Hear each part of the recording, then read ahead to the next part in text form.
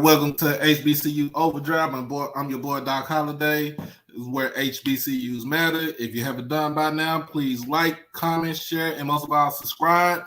Make sure you hit that notification bell to get everything HBCU OverDrive. I hope y'all had a good weekend. I hope everybody had a good Labor Day today. I didn't have too much of a good Labor Day today because why? I had to go to work. And you know, I couldn't join the festivities like everybody else, but in some way I made some money. So that's not the best thing I can say. That's not the best thing I can say right now. I made some money for the weekend, and I got my guy, like I said, David, North Carolina A&T's finest. We're not gonna get into that. We're missing one, but Josh, if he comes, he comes. If he comes, he comes. If not, then it's just gonna be me and my guy. Huh? He'll get some flowers either way. Oh yeah, we're gonna give him his flowers because I know he wants to gloat. What did he say? Everybody wants to be like that school on 1801 Fayetteville Street. Is that the address right there? If I got the address right, Nah. I ain't there yet. They won a game on Saturday though, so I'll give them that. I ain't there yet. Nah. If it ain't 1601 East Market, I ain't there yet, my brother. I ain't there yet. Okay, man. Well, man, we just gonna jump up in it, man. We just gonna get to it. Week 1 review as far as from the SWAC, basically HBCUs, period. We're gonna start from Thursday night. This is when we was on live Thursday. Got the update. I mean, we got the score. Tarleton State versus Mississippi Valley. That game was on Thursday night. It was on the ESPN platforms, ESPN Plus, if I'm not mistaken. This game was 29-13 final score. Tarleton with the victory. Thing I didn't like about this game, Coach Dancy, and like I said, Coach Dancy is a good guy, hell of a coach, but I would not have started Jelani Easton at quarterback.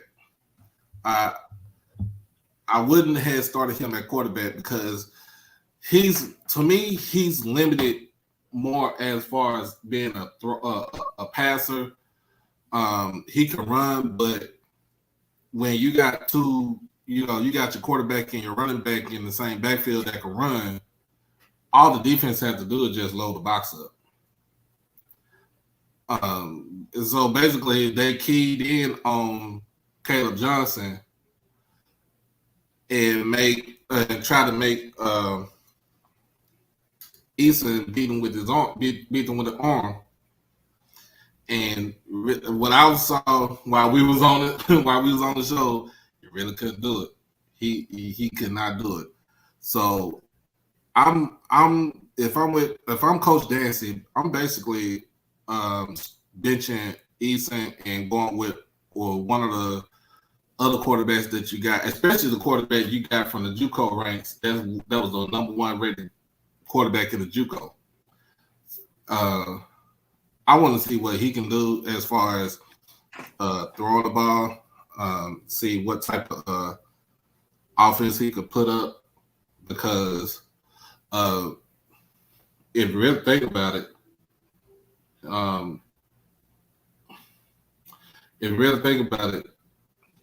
he didn't like I said, they loaded the box up. They keyed in on Caleb Johnson the whole night.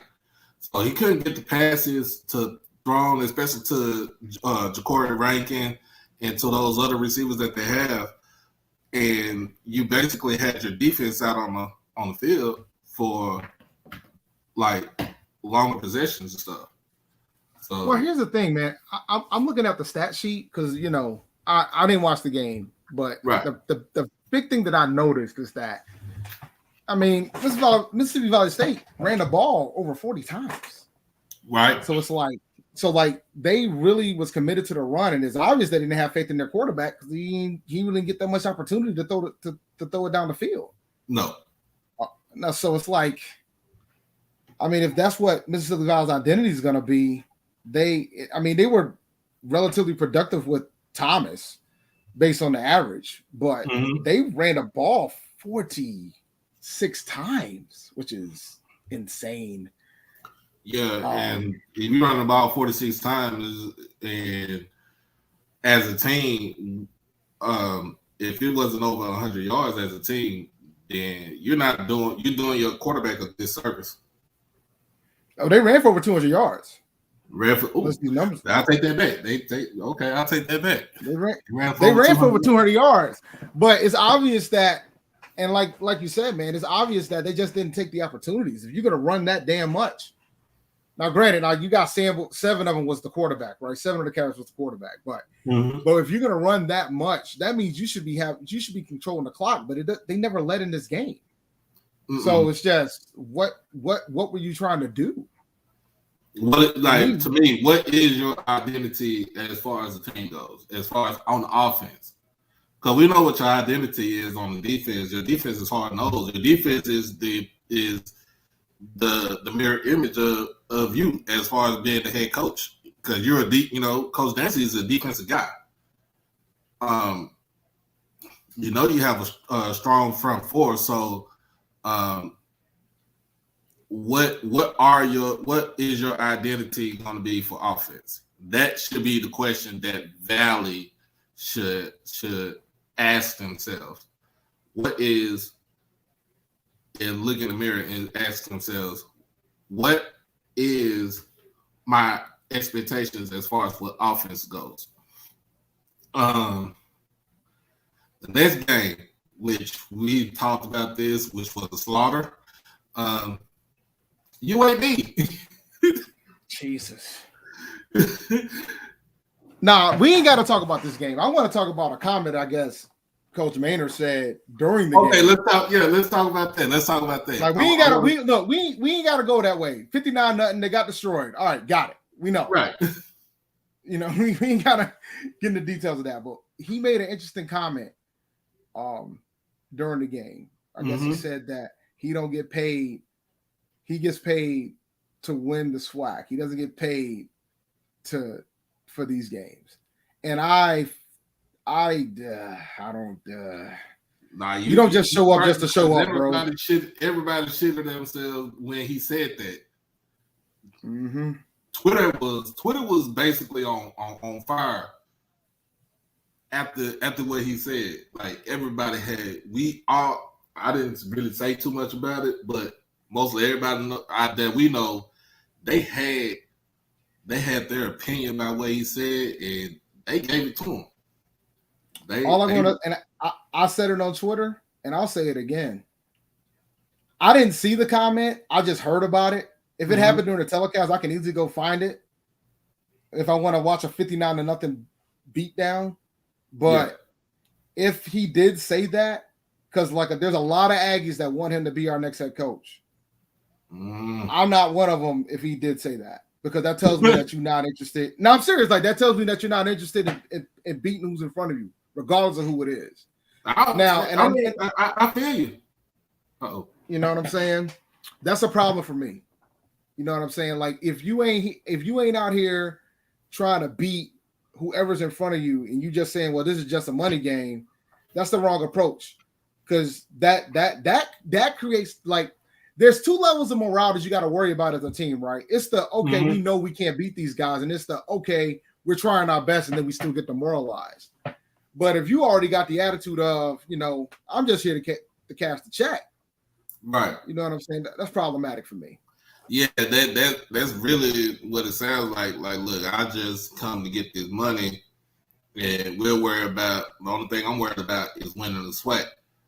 And that's kind of like what, if you really think about what Coach Brown was talking about, why take these money games, and we understand the financial standpoint of why you take the money games, because it's to help pay for a lot of stuff in the athletic department. But there is no way you say that you just gonna lay down and not put up a fight. Mm-hmm. Like, what type of coach, what type of player wants to play for a coach like that? Like, that's my thing, man. That's my thing. And it doesn't help because he had all them transfers too, right? He had like 25 transfers. Yeah, like 30 transfers. So, like, that doesn't help. That doesn't help the morale of your team. Nah. And then now you're gonna start to play some flat games, and now it's gonna become interesting now. Mm-hmm. Because now you said, well, you get paid to win the SWAT. That means you better be out here trying to win this SWAT. And I don't think nobody thinks you got a shot now anyway. But nah. 59. Like, the thing is, when you see a score like that going up against the FBS team, you get it. But then it becomes a debate of why do we play these games? And I always feel like you don't play, you play games that are where the wins can be obtainable. You don't play. Sometimes you play the close team near you, but most of the time you need to play somebody that you can legitimately beat. Right. You know what I'm saying? Like, you got a shot to beat. And when you want to talk about the grand scheme of things in FCS, only 2 FBS teams went down to FCS teams over the weekend. Only two. Both in the CAA. There was a couple close calls too, but there was only 2. You had Delaware over Navy, right, and William and Mary over UNC Charlotte. Also, you also had Brian almost squeaking out one against FIU. Mm-hmm. They went down to the wire. So Bethune-Cookman a few years back when they were still in the MEAC beat FIU 2 years in a row. 2 years in a row. So you don't play. So you play FBS opponents that, I'm not saying go play Alabama. Right. I ain't saying go play, you know what I'm saying? Go play somebody, go play a G5 squad, somebody near the bottom of it. Get an idea where you at. Right. You know what I'm saying? I mean, it's just like, it's just like last season when Bethune played UTEP. I mean, it's a bottom feeding G5 squad. And look what happened with that. Even though they lost, they made the game competitive. Like, it was competitive from the first quarter all the way up until it hit double zeros in the fourth quarter at the end of the game. So I understand where you're coming from. Like, put up a fight. That's I guess that's what we're talking about. Put a fight up. Because now when you put up a fight, it makes those kids like, okay, it's give the kids the confidence to know that they can hang with the big dogs. And then it also gives the kids the confidence to know, like, when we get into conference play, we about to smash everybody. What's that? And I know we both wrestling fans, but what's that shirt that Roman had on 2 years ago when he came back from remission? Wreck everyone and leave. Yeah. What was it? Yeah. What was that shirt called? It was a homage to Stone Cold. Yeah. Believe it or not, that was a Stone Cold homage shirt. Smash, wreck. Yeah, I can't remember the shirt right now. Yeah, it said wreck everyone and leave. So you really you have to have that type of mentality right there. Like, you really got to have it. Like, I'm about to beat the brakes off of everybody and leave. And then when it comes to non-conference, like, especially like I said against the FBS, like the G5 schools, like, I'm gonna hang in there with you, and we're gonna go blow for blow for 4 quarters. Because I'm not gonna let you. You know what I'm saying? My thing is we're not gonna lay down. We, you know, as a team, you're not gonna lay down. But on that note, right there, that what Maynard said, that was man, that made A&M look bad. It made them look bad. It made you look stupid. You can't say that, bro. No, you can't. Cause now what's gonna happen when you get those recruits coming in? Oh, so you don't like playing big competition, but we play our little brothers down the street. So, but yeah, interesting. It was two interesting games that came on Saturday. The first one, Tennessee State versus Eastern Washington. I heard that was a good game, bro. It was a good game. Devon Starling, dog. Dude almost had 200 yards rushing. Jaylen Ellis kept him in the game. He a dog. If it wasn't for a costly like a play or two,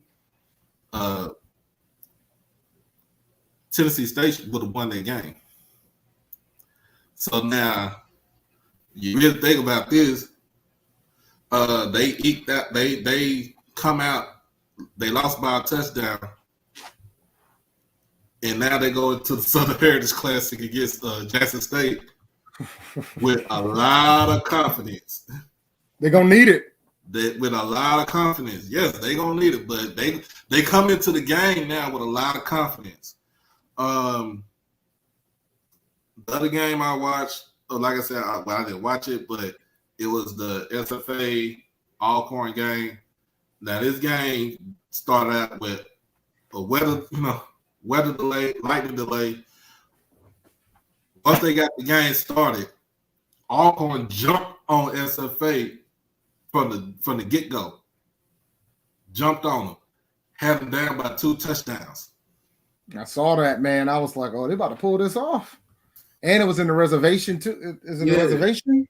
Mm-hmm. Yeah, it was down at Alcorn. Yeah, man. So if they would have won that game, it would have won the game. They would have held on to one game. It would have basically sent a message to mostly everybody in the FCS, like Alcorn is not the one to be pushed around. You know, they're not the ones to be, bullied. And if they would have won that game, it would have made the SWAC look a little bit more better than what it did on earlier in the day on Saturday. Yeah. And not only did they, even though they lost by 4, their confidence is growing. But this also made Stephen F. Austin get kicked out of the polls. Yeah, because they got their ass beat by Jacksonville State the week before, and then the next thing you know, you got you almost lost to Alcorn State, who has the perception of being in a bad conference. Yeah, because a lot of folks don't have Alcorn State coming out of the SWAT, so you almost lost to a team that wasn't going to even come out of the SWAT, not even in their division. Right. So yeah. I'm not shocked they booted them out of the top 25 because of the perception of the conference. You also had Bethune play Miami. Yeah, you know how that. It's Miami, but from hearsay, they did say Bethune put up a good fight within like the first quarter and a half. And Coach Sims took out his starters and put in his backups. And I understand the reason why he did that. And, of course, it's Miami. They scored 70 points. Yeah, man. They took it to them dudes. I mean, Miami played the backups too, though. Miami played the backups too. They played the backups.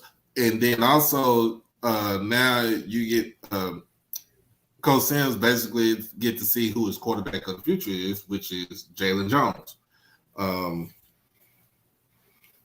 He did give the other quarterbacks some playing time, but Jaylen Jones, Jaylen kind of ran away with everything. He was proficient. I didn't like the numbers that he put up as far as the attempts and the completions, but he was proficient, efficient with like 230 yards passing. So I'm looking at the team stats for that game, bro. Miami was 7 for 7 on third down. Didn't punt once. Ooh. Only 6 penalties to Bethune-Cookman's 13. But they did have one turnover. They did have a fumble loss. So. Right. Wow. We also the other Labor Day Classic, Miles versus Alabama State. Alabama State came out with the victory, 2-0.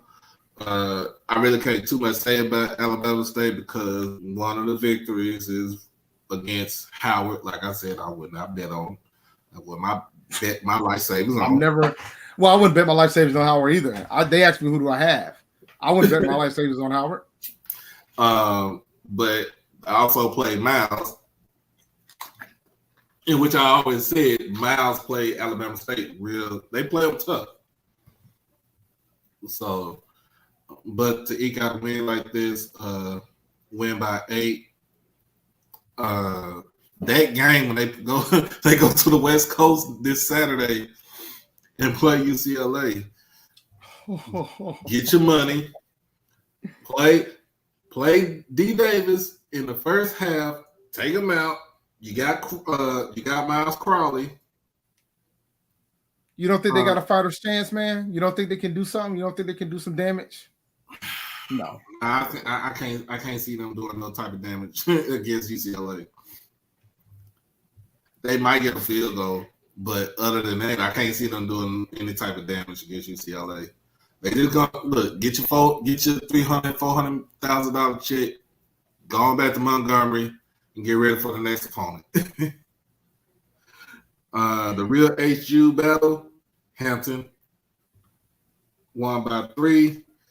I don't too much know about Hampton like that. You know, that's your expertise because that's East Coast right there. Yeah, man. Like I didn't watch the game.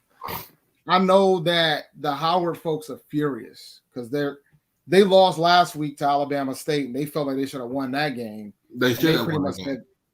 They pretty much said we can't afford to lose to Hampton, and they ended up losing to Hampton. So, and the thing is, they fell behind pretty viciously too. It looks like they were down 21-6 going into the fourth quarter, and they came roaring back, but it just wasn't enough, man. And the bottom line is they're like ready to lose it.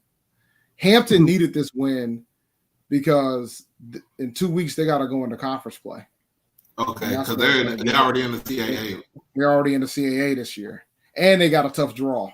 They got a tough schedule, bro. Because they didn't split the divisions yet. They're not going to split the divisions up. They're not going to do the pods until A&T and Campbell get in there. And once that happens, then they're going to do the pods. Ooh, that's going to be nasty right there, man. If they do a pods, we'll play Campbell. We'll play Campbell, Hampton, and maybe William and Mary. No, we'll play Campbell, Hampton, and Elon. Those will probably be our pod. Yeah, they'll probably be our pods. I think the debate, from what I understand, is that they want to do Hampton and William and Mary, so they got to figure out how to do that. Right. So. And let's see, we got the other Labor Day Classic, was the one I was supposed to go to, Texas Southern PV. Like I said, I turned on that game, and Prairie View was up. Was it 24 or 24's 13 or something like that? I don't know. All I know is Andrew Roddy didn't have a good game. I can tell you. Andrew Roddy did not have a good game. He only passed the ball 17 times. They keyed in on the run, and basically it's just Bubba McDowell did what he was supposed to do. He dialed up. He's a defensive coach. He's a defensive guy. He did what he's supposed to do. He dialed up the defense to stop body, and that's what happened. Now, so the defense, on the other hand, the running game. They didn't give up. They didn't give up a single completion. They didn't give up a single completion. They had 2 picks. One they took to the house. They took to the house, but the running game for Prairie View, they gashed them. They gashed them for like over 200, 300 yards. Yeah, I'm looking at the line. I'm like, good God Almighty. Yeah, they only threw the ball 6 times. 6 times. They ain't needed two picks. One took to the house. And not only did the starting quarterback, like I said, he didn't complete a pass, but he got over 100 yards rushing. He left out of the game. He got hurt? Out of the game. I think he had got cramps, if I'm not mistaken. He got cramps, but he did leave out of the game like in the late third quarter or so. Late third quarter, early fourth quarter. So his night was done. But to me, as far as Prairie View, you have a quarterback who can't throw the ball. You have the running backs. You have a defense. You're running a spread wing T offense. Like, I just thought we went back into the 1970s, but you modernized the offense. You running a spread wing T because the quarterback can't do worth the damn. Wide receivers, yes, you got wide receivers, but if your quarterback can't throw, your wide receivers just out there blocking. They're glorified blockers. What else, man? That game, it was interesting. Like I said, defense for Texas Southern, they couldn't hold. Oh my God, they couldn't hold water. But that was a concern about them anyway, right? That was the concern. Yeah, everybody. Yeah, even Josh said it. Like even Josh said it last week. He's like, "Yeah, why would I be concerned about Texas Southern defense when we know that we can shred them in like paper?" So now I'm gonna take my crow. I'm gonna be a big boy about it. Take my crow. I'm gonna eat it because I did. Like I said, I did say Texas Southern was gonna win that game. So I'm on up to my pick and let it be. What will I know everybody's been hyping up Andrew Body, but bro, like he had the it's the play calling, and it's the style of offense that he's playing in, like this. And I'm gonna give you a rundown about Andrew Body. Andrew Body is, he's from Corpus Christi. Is not really a hotbed for football here in Texas, but my guy is 5th in all-time passing in the state of Texas. Not on no 5A, 4A, 6A, whatever level. The whole state, all divisions. The dude is 5th in passing in the state of Texas. Like, and the crazy thing about it is nobody really didn't know about him unless you was unless you was from that area. And he made, when he was in high school, he made noise. And so when he got to Texas Southern, nobody didn't know who he was. Last season, it was Jaylen Brown was supposed to be the starting quarterback. He really couldn't do anything. The offense didn't fit him because Jaylen Brown is more of a passer. Andrew Body is a dual threat. He can run and pass the ball, but I feel like he's more he's more of a threat throwing the ball than running because it's not it's no surprise. You have to me, Texas Southern has to fit the offensive scheme around him. Whoever the offensive coordinator is for Texas Southern, you need to scrap. You need to scrap that spread option offense. You need to scrap it. You need to kind of come in with modern times and let him chunk the ball, throw the ball all over the field. Because if not, then if you're not going to do that, then yes, we know, like I said, yes, we know he can run, and we know he can get like 120, 130, 40 yards rushing the ball, but you're going to limit his football life. Like, you know what I'm saying? You got to meet both way. You got to meet halfway. You got to give this kid a chance to showcase his arm. And with the offense that you're running, you're not able to showcase. You're not letting him showcase his talent. You're basically saying option right, option left, quarterback sweep, QB up the middle, hand it to the running back. Do what you can do. This is my boy Will right here, man. The 20 Game Sports. I was on this show earlier today when I was going into work. So thank you, man. If you haven't done it, check out his podcast. Like, it's kind of crazy because when I went to, I also went to SFA besides Jackson State, and that's where I met him at. So, but he's a good dude right there, man.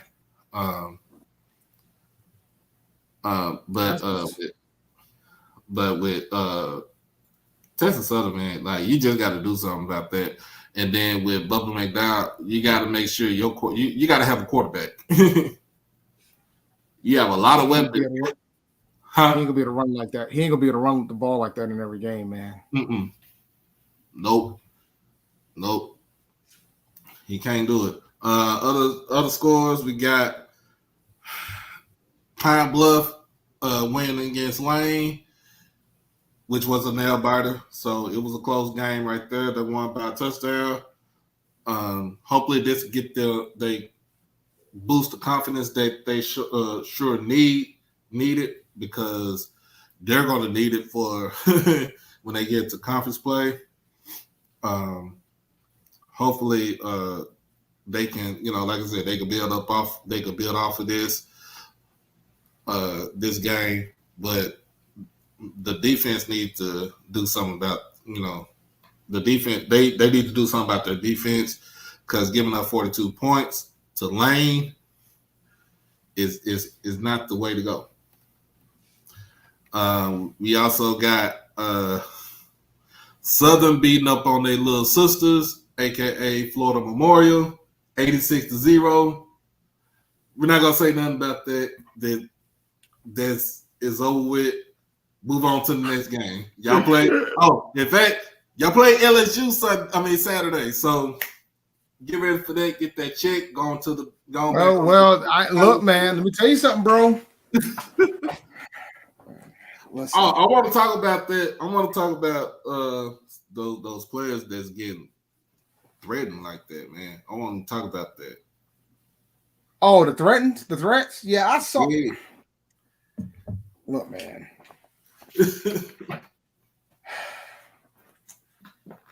I said it on Twitter. I'll say it here. Until we're seen as more, right now we're just there for their entertainment. Mm-hmm. That's what the players are. Yep. They're there for their entertainment, bro.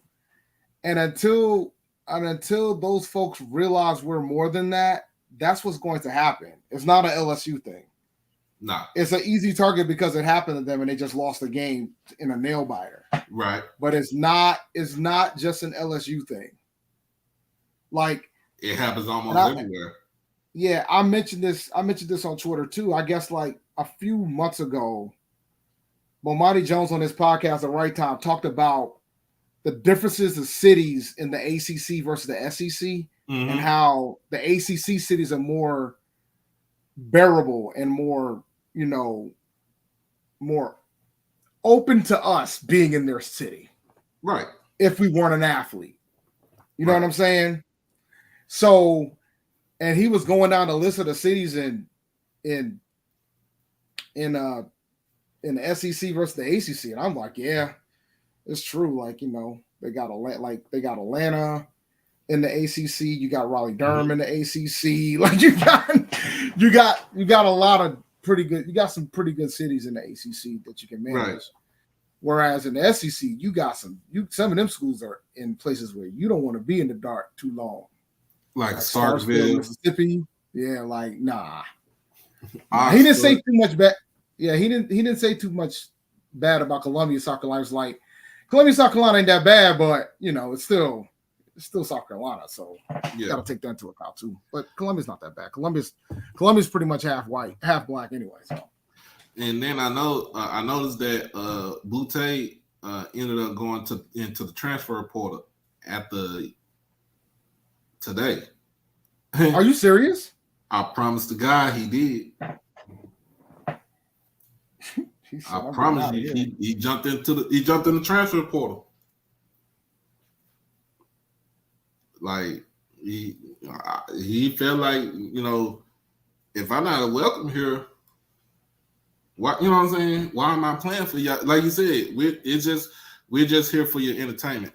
Yeah, that's what we are, man. Our girl Yard Talk, she is very adamant about the kids coming back to the HBCUs because we need that renaissance. I mean, we got the renaissance going now. We need more of y'all to come back because it was funny. She said something on Twitter, and she was like, "If LSU didn't have not one black player on their team, and they all went to HBCUs, some might go to Southern." Or what she said, if they have the black players on the team and they went to Southern and they play LSU this weekend, what do you think the outcome gonna be? Oh yeah, they'll beat them they'll beat them 70-0. But because the thing is, even though there's some, I don't want to make it a black and white thing from that standpoint, but she's right from that end. But like the thing is, like a lot of the folks that they could go after that have that type of ability. Like you talking about the folks that are in the Midwest, you know what I'm saying? And that market's already cornered, so LSU won't have nowhere to go to get their talent, and that's the problem because it's all about property in the grand scheme of things. You talk about like real estate space of where you can go to recruit these players. So then let's see, Grambling losing to Arkansas State 58-3. I'm not gonna really talk about that. I really thought they would. I really thought Grambling would have done better than that. I'll tell you that. Now, first game we're gonna get it to. You was there. I was there. Aggie Eagle Classic. I seen the videos of the crowd and doing the swag surfing with the cell phones and everything. Game wise, I mean that's people wise. Game wise, what happened? Oh my God! All right, we'll talk about the game and then we'll talk about how Charlotte did as a city because I thought they did a good job and they deserve to be commended. But game wise, man, I think they underestimated Central. I think they were not prepared. I think Coach Washington got out coached. I think we have some challenges on the execution side of the fence. Now, I don't want to beat up Yeager. He's a redshirt freshman.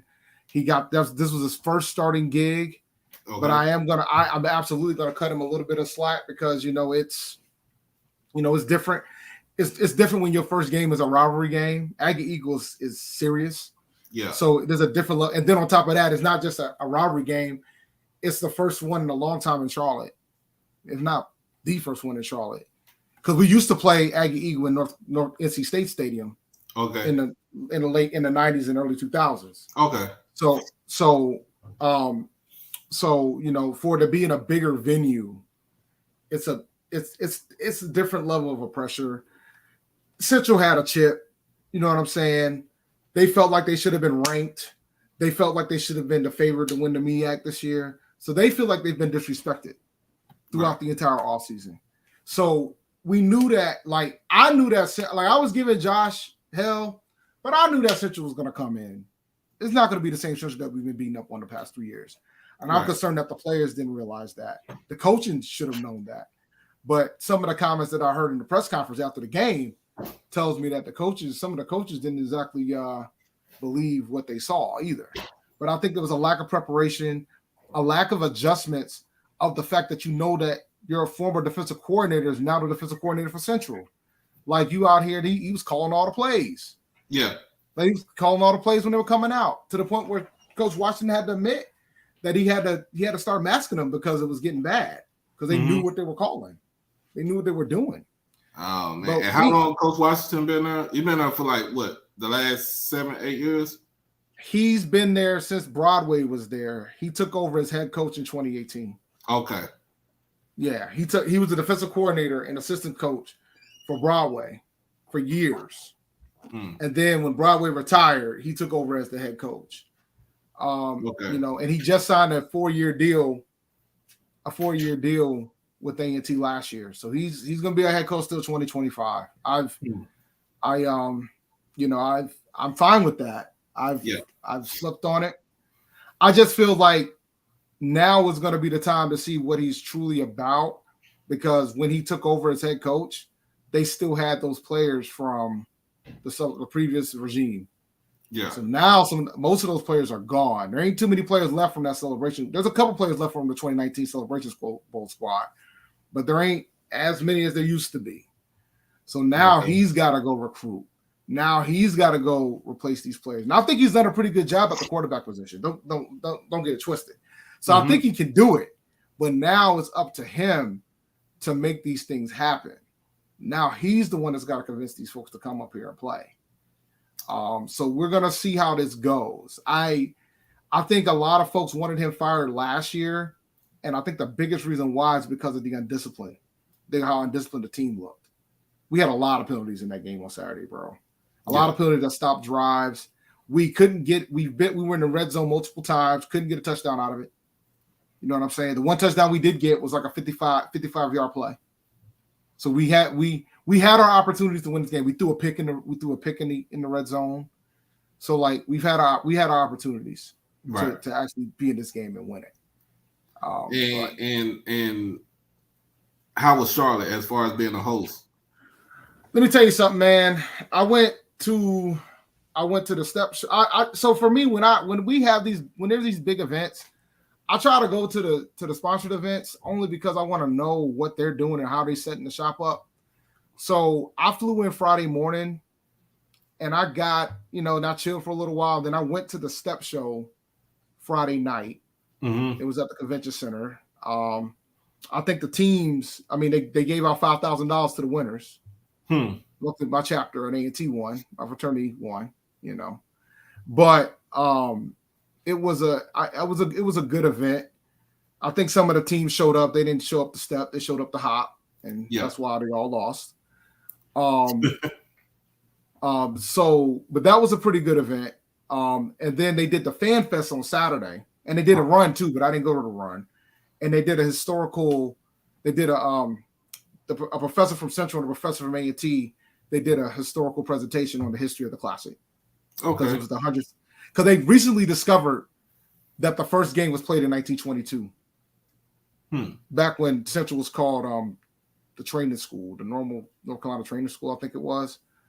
So their first game was in 1922. So this is the 100th anniversary of the first game. It's not the 100th time we played Central, but it's the 100th anniversary of the first game. Okay. So they recently discovered that, and so I'm assuming they talked about that. They did a run in the morning as well on Saturday, and then the Dukes had a fan fest where they have most black vendors, some of the local companies there, a couple black businesses that were there.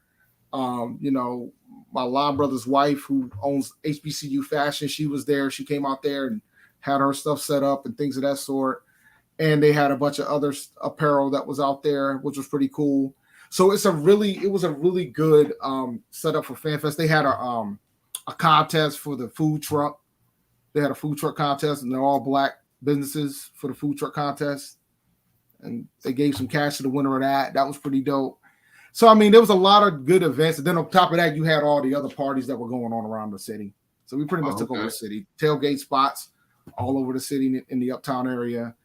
And then the doors opened I think the doors opened at 6 o'clock. So, we had a suite. So the game atmosphere was really dope. Pretty much the bulk of the lower bowl was sold out. They wanted to try to set it up as a soccer game.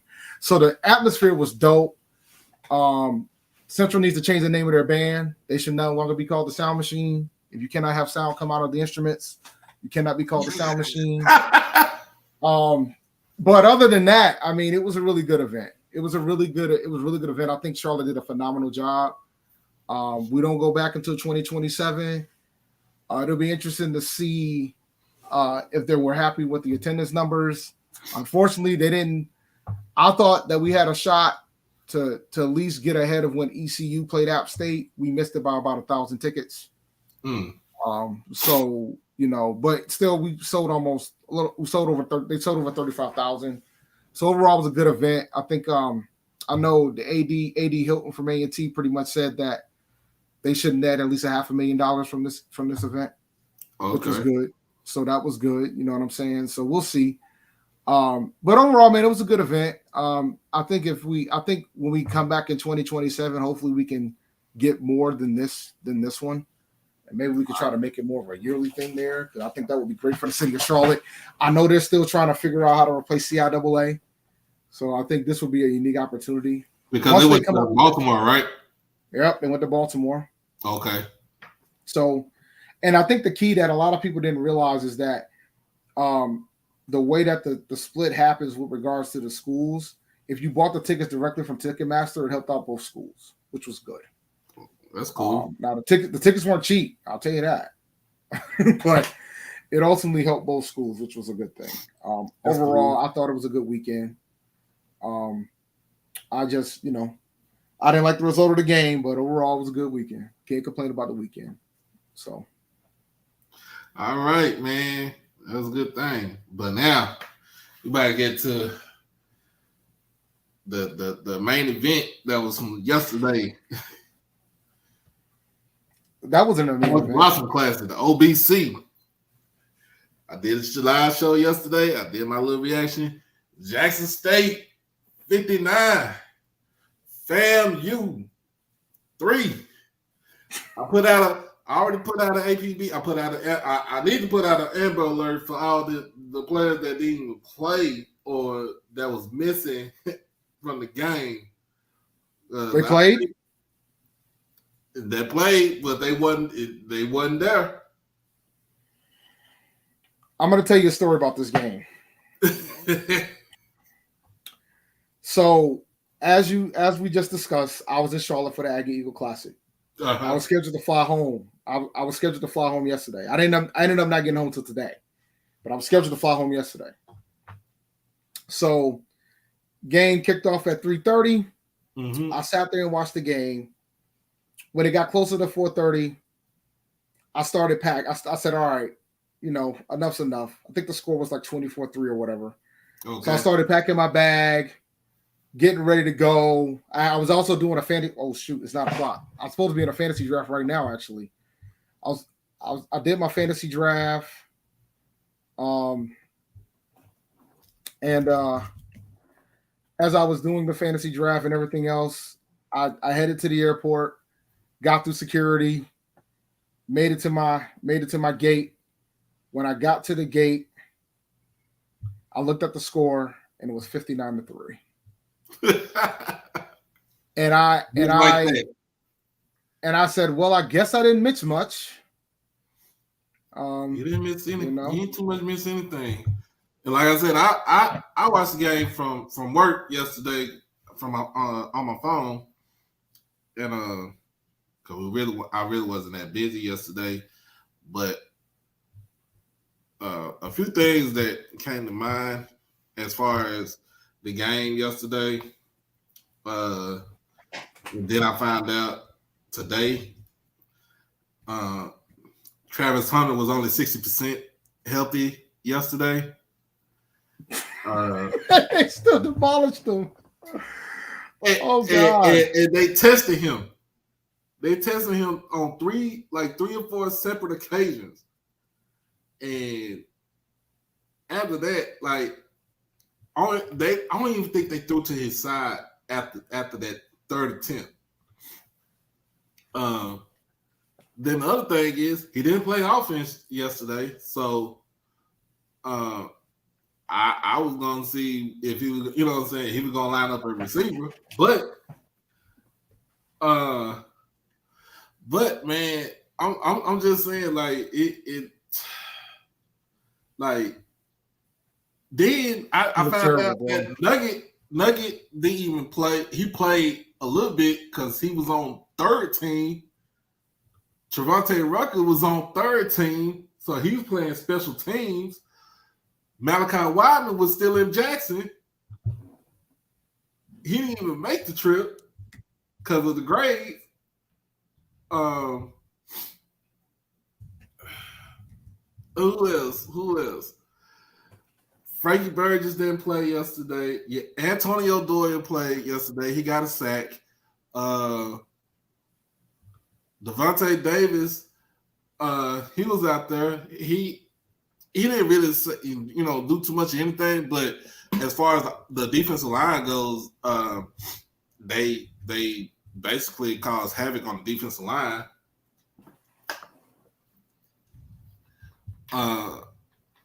So you had Kevin Wiggins playing in Nugget spot, and guess what he did? Pick six, took it to the house. I saw that. I saw the highlight on Twitter, and I'm like, oh God. Yeah, Herman Smith out there playing in certain situations. He dropped the pick. He made up for it afterwards. Later on in the game with the block punt and scoop and score. You had the biggest thing about yesterday was that Shedeur started 17 for 17. Dude, I saw that. I saw all of that. I saw all of that. I saw all of that. That's when I knew it was over. I was like, yo, this is a wrap, bro. I ain't got to watch no more of this. I had the thing is, man, I'm a big fantasy league guy too. So I had a draft at 4 o'clock that day. So I was like, all right, I got to get this going. And by the time 4 o'clock hit, the game was pretty much almost done. Yeah. It was pretty much over. So I was like, all right, well, I guess I'll do my draft while I watch Shedeur out here gash these dudes. But man, let me tell you something, man. We got to have it. I'm happy for Jackson State. I think, them being dominant is going to be a good thing to see. Yeah. And it was funny. I was talking to my buddy about it that I do my Panthers podcast on with. And we were talking. He was like, yo, Jackson State should just opt out of the Celebration Bowl. And I said, bro, they can't.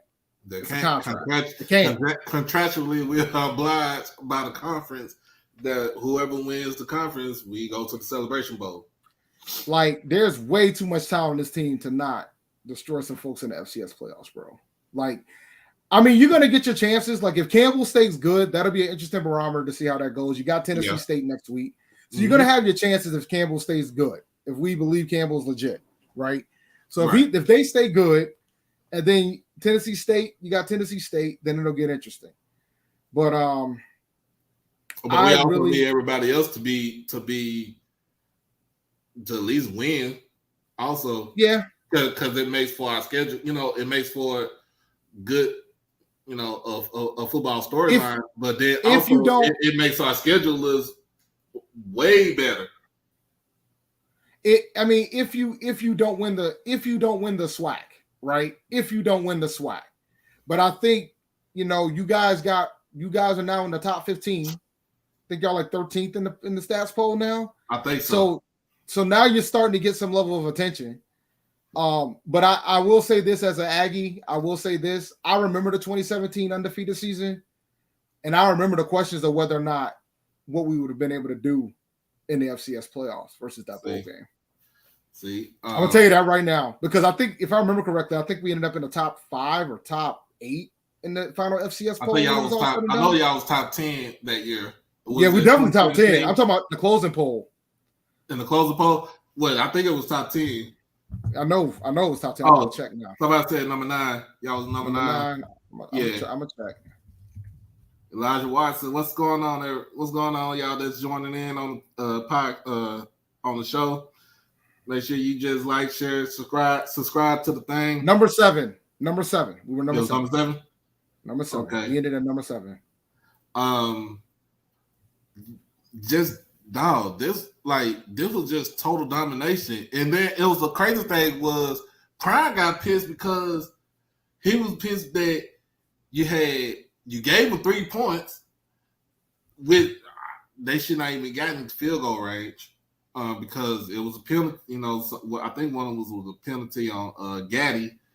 And from what I heard, he apologized to Coach Prime about it. And, you got to go out there and, make up for what, the mistake that you did. And you just got to go out there and play. But also with Herman Smith dropping the pick, I think it's 2 picks that got dropped. So he was upset about that. That was in the first half. So now when you get the second half come, it's like, okay, second half, 20, halftime 24-3. Second half come. Oh my God, the floodgates opened up. It was like y'all didn't give him a point. And I didn't even watch the second half. Like I said, I was trying to get to catch my I could see what it is. Like Musa was struggling, bro. And when I saw Musa struggling, I was like, yeah, this is not gonna end well. And it did not.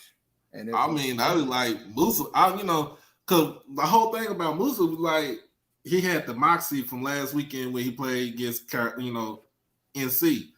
But it's like Musa was seeing ghosts out there on the field. And he was seeing 11 blue ghosts out there on the field with Jackson State on the front. And I don't know, man. The crazy thing is Willie put in Rashawn McKay, and then when you put McKay in the game, he threw the pick 6. McKay threw the pick 6. And then you turn around, he fumbled the ball. Aubrey Miller picks it up, running in for the touchdown. And then after that, he threw another pick, but the pass was tipped. And Tavion Beasley got his first interception in his college career. Freshman. And then, like I said, after that, the nail in the coffin was Herman Smith blocking the punt and returning for the touchdown. Like that, all aspects of the game yesterday was basically checked off for Jackson State. Best thing about the game yesterday was the offensive line looked so much better this game than they did last year. Dude said third. It looked like a third stringer. But the offensive line for Jackson State looked so much better. Yeah, that was the biggest thing against SC State, bro. They had to fix that. They had to fix the trenches, and that's exactly what they did on offensive line. But the dominance, bro. Like, yo, man. This is where you wish they could go to the FCS playoffs this year. I know there's a lot of Jackson State fans that are like, shout out to Ken Clark. I know he's like, we don't need that. We just need the bowl game. And I'm like, bro, if you walk up in there and start annihilating cats, man, if you just go in there and do some damage, you'll be the HBCU national champions. You go there, win a couple rounds, But I know it's about that money too. We be double national champs. Huh? We be double national champs. Just in case if you even get to the semifinals. If you get to the semifinals, that's man. Then you're gonna go up against the North Dakota states, the South Dakota states, the Montanas, the Montana states, you know what I'm saying? You're gonna go up against those teams. But I feel like they would have fared, you know, in my opinion, and it's just my opinion right here. I feel like they would fare better with playing against Kennesaw State. Yeah. And they took a huge turn this past weekend too. Yep. I'm still looking at the final top 25 from A&T. I mean, in 2017, A&T is the only undefeated team on this poll. They're the only undefeated team on this poll, even though Dakota State lost that year. And y'all had to go to the Celebration Bowl. y'all went to the Celebration Bowl and beat up on Alcorn. That was the Grambling year. That was the Grambling year. Okay, that was the Grambling year. That was the Grambling year. They didn't. Y'all beat up on Alcorn, beat them by 20. Yeah, that was 19. Okay, that was the largest margin of victory in the Celebration Bowl until South Carolina State, Jackson State won by 21. But that year they were trying to prove a point, like because I think you know the SWAC is always known for their skill positions. They're known for their offenses. And the MEAC is more known to play like tough defense and they're more trench play. And we had Lamar Raynard, and Lamar Raynard was the jet. So I think they were just trying to prove a point. So every aspect of the game yesterday was checked off. You saw the presser, the after the game presser with Coach Prime and Shador, giving our condolences to Coach Prime. Everybody, you know, we didn't even know that he said yesterday he lost his grandma yesterday. So give his condolences to him. And that's crazy. You know, my whole thing, that's crazy because, you know, we wasn't at full strength yesterday. Wasn't at full strength because, like I said, we left some pieces at either they stayed at Jackson or they were relegated to like second string or third string. So that, you know, the recruiting that Prime did this year, he talked about the depth and the depth of the football team. Like, is always going to be the next man up, the next man up, the next man up. Rotating in defensive linemen, rotating in your linebackers and your DBs. Also with the offense, rotating in your running backs. So I figured Sivion Wilkinson was going to be the starting running back. Well, he did start off, but no, he didn't start off because I think J.D. Martin started off. So I thought Sivion was going to be the main guy, but Tito, 38 Special, Santee Marshall, man, he was running like a man possessed yesterday. And we talk about a dude that ain't number like 5'7", but probably like $160 with pads on, and he was running like somebody was trying like somebody stole his bike.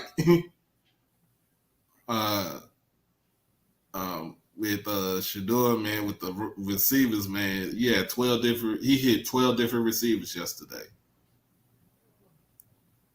12 different receivers. They each had. It wasn't fair. Like, it wasn't fair. Like, it was not fair. So what? Let's. We've been dropped. Like, I know you went to Jackson State, so yes, I did. We know that you are ecstatic, but we need to talk about what the hell FAMU is going to do after this shit.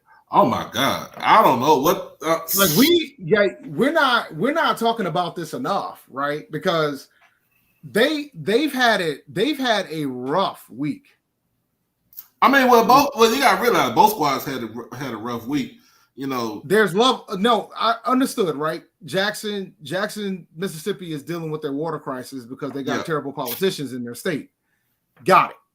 And that is tough because it's something that is not like something that just popped up. This is something that you guys have been dealing with for a very long time. Yeah. This is what happens when you have a population of mostly Black people. They don't care. And you have to do something else about it. It's very unfortunate. I think it's insane. I hope that Deion's celebrity will be utilized for good to pressure some of these cats to make them do something because it is unacceptable. But the thing about the thing is, yes, Jackson State has gone through a lot, particularly with the water crisis in the city of Jackson. Yeah. But my thing about FAMU is that a lot of their issues are self-inflicted. Like they've had some levels. They have been self-inflicting damage to themselves for a very long time. This didn't just show up a week and a half, 2 weeks ago. You know what I'm saying? It's been an ongoing thing since 2016, 20. You know who I ask? I will always ask Mr. Campbell because Mr. Campbell he's a FAMU guy.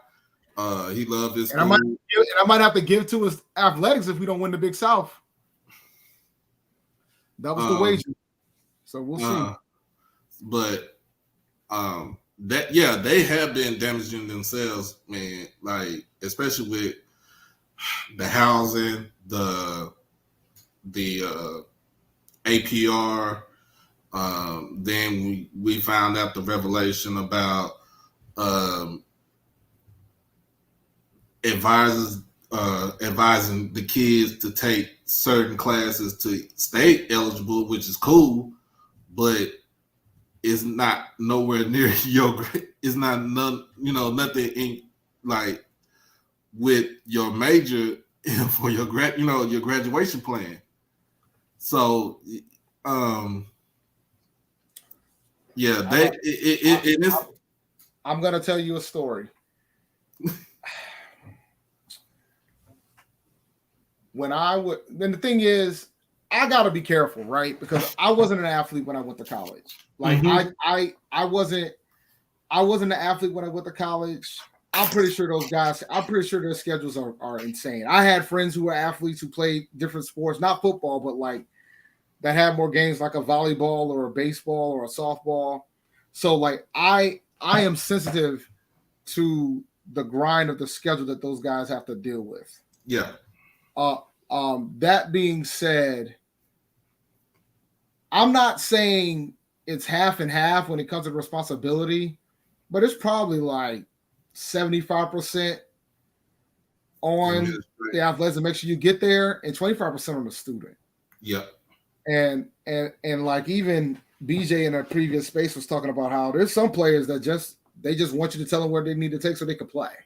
Yeah. Just so they can keep matriculating. So I know, we call everybody the student athlete, but the reality is they're more like, they're athletes first. They're employees. So when you take that into account, it becomes a different discussion, right? So that being said, there is some level of responsibility that has to go back down to the student. And I'm not going to say they're kids, they're students. Yeah. Students can be adults too. Like True. There's some level of responsibility. You know what I'm saying? Now, if you are primarily dependent on the university to do it, okay. But that goes back to that's the decision that you decided to roll with. Right. And and maybe it's because when I went to college, when I first started as a student, I didn't have a scholarship. I had to borrow money to get through my first year and a half, 2 years. I didn't start getting scholarship money until my second year. So maybe I got a different perspective on it. Like, because now I'm borrowing this money, I gotta know, make sure I'm taking the right classes. Yep. You got advisors and stuff because just like any other regular student, they have advisors. Yep. And they supposed to talk to their advisor, make sure they're on the right path. Mm-hmm. So it's just, when you talk about not being able to matriculate, that's a problem. And I think like and I'm not gonna. And when it comes to like the FAMU alums, I think some of them, not all of them, but some of them were trying to defend when the APR numbers came out, saying that it was 13 out of 14. Matter of fact, your president did the same thing, and I'm like, bro, like that's not something to brag about, because 13 out of 14 of your athletic are within their academic standing, but the one that's not is your biggest one, and that's like the biggest money maker. And that's the biggest money maker. So that's not something to brag about, is where I'm getting at. Yeah. You know, A&T had their dark days, so I can't, you know. Yeah, we had our dark days when it came to APR. Especially when we had Comedy as our head coach, and then FAMU would always Tony Hughes and Hal Jackson. FAMU used to always bring up the winless season that A&T had, but part of the reason why we had them seasons was because we had to clean our shit up. we had to clean our stuff up. Like, we had a lot of challenges in the different areas, and compliance became the priority. I want to say this, and I want to say this about Prairie View. And we get a lot of flack from people from Prairie View. Well, just because, you know, you're a Jackson State fan. And everybody will remind us, man, remember them years that y'all didn't win shit? And I'm like, well, yeah, we remember. Yeah, it was like 7, 8 years of total mediocrity. But let's go back to Prairie View. Prairie View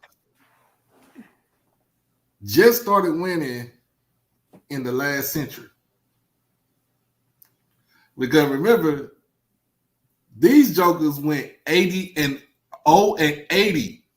How about to say 80-0-80 from October 1989 all the way up until September of 1998.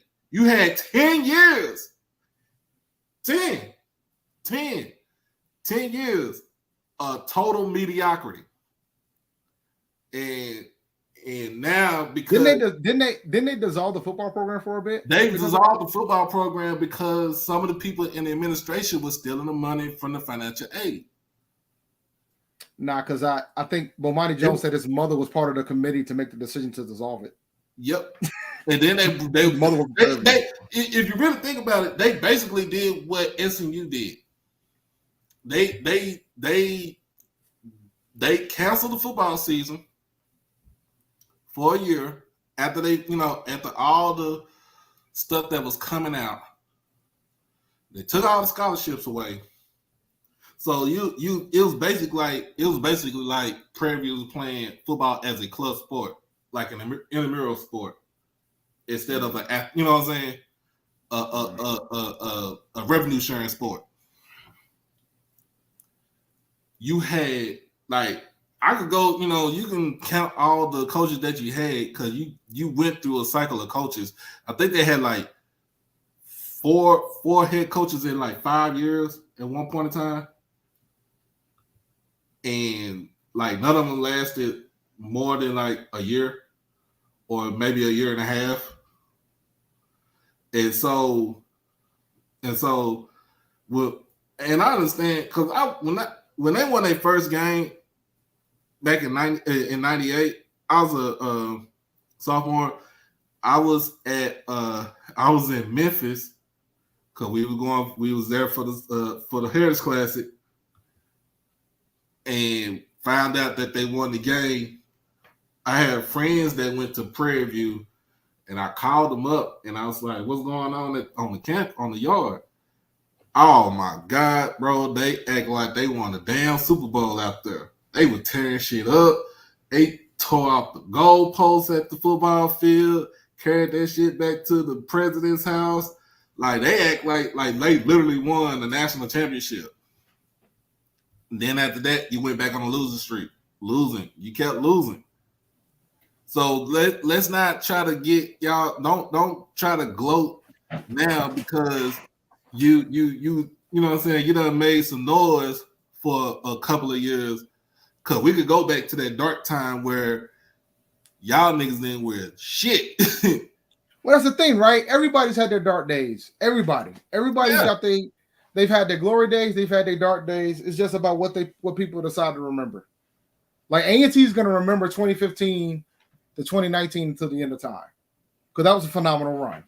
Yeah, 4 Celebration Bowls, top 7 finish in the FCS. You're gonna cherish. That is a moment in time. That is a run in its time. That should be remembered. That changed the scale of the entire athletics program. That what happened in football, then with the track program, then going on with everything else that was going on with some of the other sports, because the baseball team was pretty good too at the time.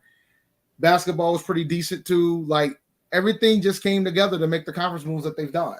Yeah. So, that's just the way it is. I mean, you strike when the iron's hot, you take advantage of it when you can. And we'll see what it's going to bring us. We'll see. Blue on the show.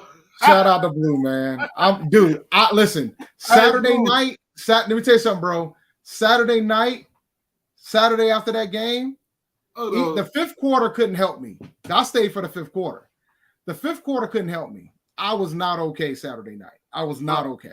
Hey, Blue, I'm gonna get you to jump on the stream, man. I was not. Yeah, get in the stream, man. We could talk about this. I was not okay Saturday night, bro. I was not okay. Not okay. Yeah, jump on the stream, Blue. Blue, tell me your experience down at Alcorn, man. Because we got to talk about that. I want to hear about. Yeah, I was not.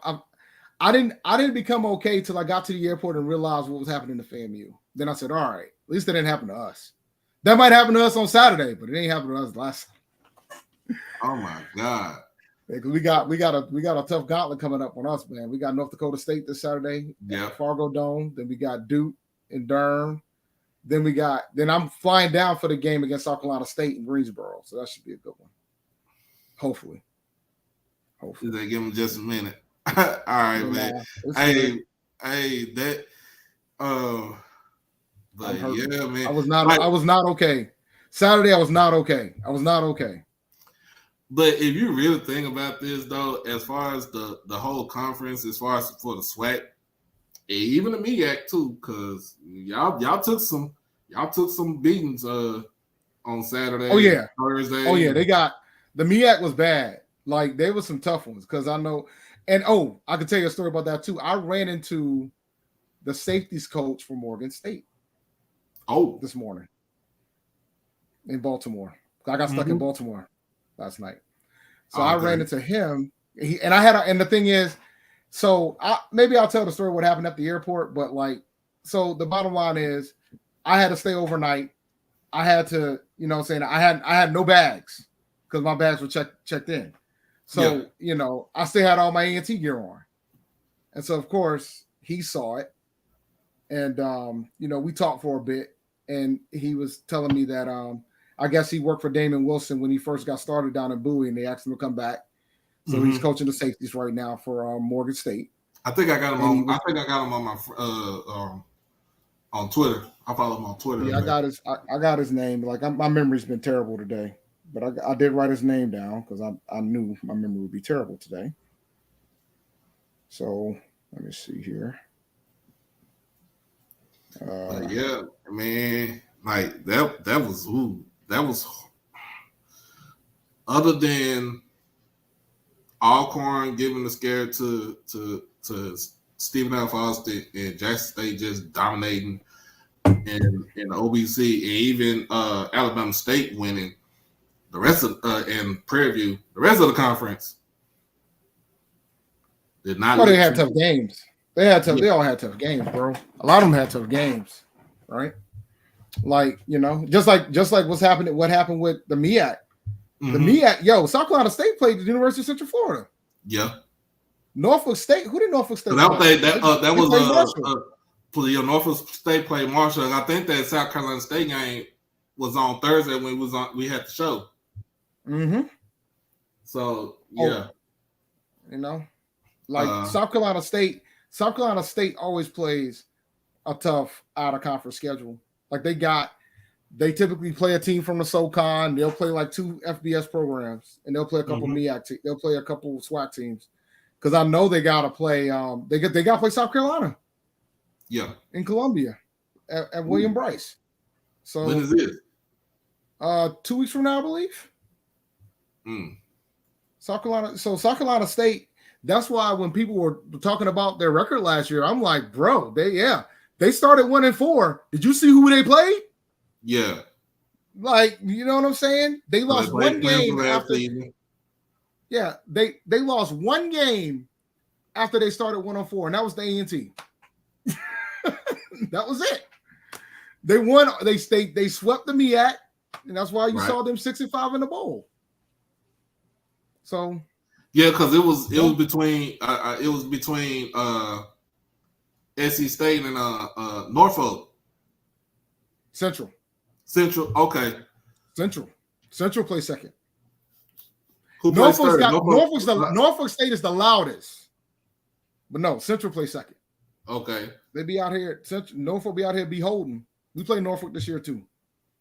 They be beholden all these colors, but they ain't winning anything. They've never won a MEAC championship, so they won one, but it got vacated. So wait on for Blue to get up in here. I think. Yeah.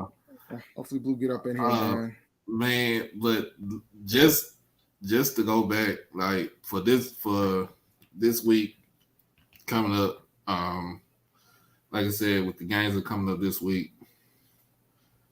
Ooh, I hate when my phone do this. They got some tough games. Look, let me see. Let me pull up just the conference only. Swag. Yep, North Dakota. Next week, Mississippi Valley plays Austin Peay. Yep.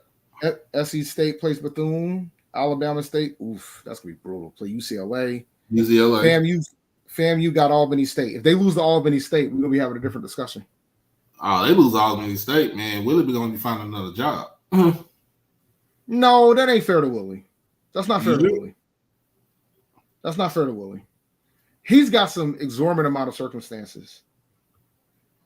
He got some tough circumstances over there, man. That's not fair to Willie, man. I like beating up FAMU like the next person, but that ain't fair to Willie. I think Willie's doing a tremendous job considering the circumstances that he has. I think everything just caught up with him this week. I mean, he ain't gonna say it, but that's what happened, bro. They pulled out all the stops against North Carolina. They got some of their players back against you guys, and they laid the biggest egg that they could in front of you guys. I can't remember the last time A&T lost by 56 points. And that's even against FBS teams. Norfolk played. They go the boy Blue. What's going on, Blue? Man, not much. How about you guys? Man, your voice is shot, so we know what it was, man. We know what it is, man. It's been a long 2 weeks, man. Like, and now this weekend they're predicting rain at the Southern Heritage Classic. It might be 3 for 3 weather delays, man. I'm upset right now. Usually when it rains in Memphis, it only rains early in the day, but it don't really rain during the game. I ain't never, since I've been going there, I ain't never seen it rain at the game. I've seen it before. Might do it the night before, but shoot, it's the deep south, it's the mid south, so the weather's always gonna be tricky about that. So hey Blue, tell me about your experience over at the reservation. Man, it was fun. I mean, it sucked that it got pushed back as late as it did. Yeah. I think it kind of took the crowd out of it. I give a lot of credit to the Alcorn State fans that did stay. There were actually a bunch. So a lot of the videos and the highlights I posted, I had to stand on the home side. So the crowds you're seeing on the other side is the away side. Mm-hmm. And the Stephen F. Austin people who stayed were really only family, let's be honest. But the Alcorn State fans, man, were loud. You could hear it in some of the clips, and I really feel like they would have had a huge home field advantage, man, because before that rain delay, they packed out the home side. They brought in a lot more people than I thought. It was just, it's a one that got away for Fred McNair, man. So right before the game, G told me at warm-ups, the punter, the starting punter was announced that he was ineligible like the day before the game. Wow. Yo, what? Yeah. Wait. We got to talk about this. No, and I'm trying to understand how. The day before? How? Yeah. No idea. I know Alcorn had some challenges too, so we become the resources. I mean, last year they didn't have athletic trainers last year, right? Yeah. Oh my God, man. They had athletic trainers. Because I know Prime had to send something down there so they could even just practice last season. Yeah. But it cost them the game. That punter cost them the game, man. They had a 24-10 lead going into halftime. Yeah. The punter comes out in the second half and shanks 3 straight punts. Wow. That all lead to Stephen F. Austin points. And then on the flip side, Stephen F. Austin has an All-American punter, FCS All-American, pin them inside the 24 times, inside the 5 twice. And then the quarterback pulls out a pooch punt out of nowhere and pins them at the inch line. Yeah. I've never seen anything still like almost it. Won that game, man. Yeah. I was on the sidelines like, man, that punter might be the MVP of the game. Man, did you get any kind of tailgate food while you was out there? Yeah, man. I want to shout out Mr. Kincaid, man. He made me like a custom Alcorn State tile, like collage type thing, man. And I got to meet a lot of the Alcorn State people who listened to the show, man. They were great. The tailgating was kind of was light early just because of the weather, but man, they showed out, man. And everyone that I've met was amazing. The SID up there is one of the best SIDs in the SWAC. I believe it's his first year at Alcorn State. He came from Bethune, I think. Bethune or Miami. I know he worked at both places. I don't remember which one was his last job, but man, he's doing a hell of a job up there. And I had a blast, and I can't wait to get back up to Lorman for a SWAC game and really see the reservation turn up for that one. Well, I'm gonna tell you like this: you need to go when they play the Soul Bowl against Jackson State. That's the last game of the season. Is G would tell you how it is at the reservation when Jackson State come there. Man, it's like you literally have to get there early in the morning, like the morning time, just to even like grab you even a good seat. I know usually that game when Jackson they go down to Alcorn, they'll bring in like temporary bleachers and sit them in the end zones. And sit them in the end zones. Like, dude, it's that serious when it comes to it. And then also, I got to think when they play Southern, and if I'm not mistaken, they play them down there too, don't they? No, they play in Baton Rouge. They play in Baton Rouge, but usually when they play Southern, they play Jackson State. Man, if it's at the reservation, yeah, you should go down there. Like seriously. What you think about? Me and David been talking about this. What you think about that annihilation by Jackson State, man? Man, it's kind of hard to wrap your head around to think about it, man. 56 points over what was perceived to be the biggest threat in the SWAC for you, or at least your division easily. Yeah. And you're looking at that division. Bama State has struggled with Howard and now Miles. Alabama A&M looked. I don't care if it was a money game. They looked atrocious against UAB. We already talked about that. Yeah. About what Connell said. And listen, man, I've already taken him off the next coach for A&T list. That's all I need to hear. Aggie or not, that's all I need to hear, bro. That's it. If you out here talking about, well, I don't get paid to win these games. No, you get paid to win any game, every game, bro. Don't say stuff like you should be. Yeah, like, do you not get paid on, like, did his check not clear today? It obviously doesn't. He had to. It obviously does not, because he said he doesn't get paid. He gets paid to win the slot. Okay. That's you must horrible, be man. free for the first couple of games for these non-conference games, then.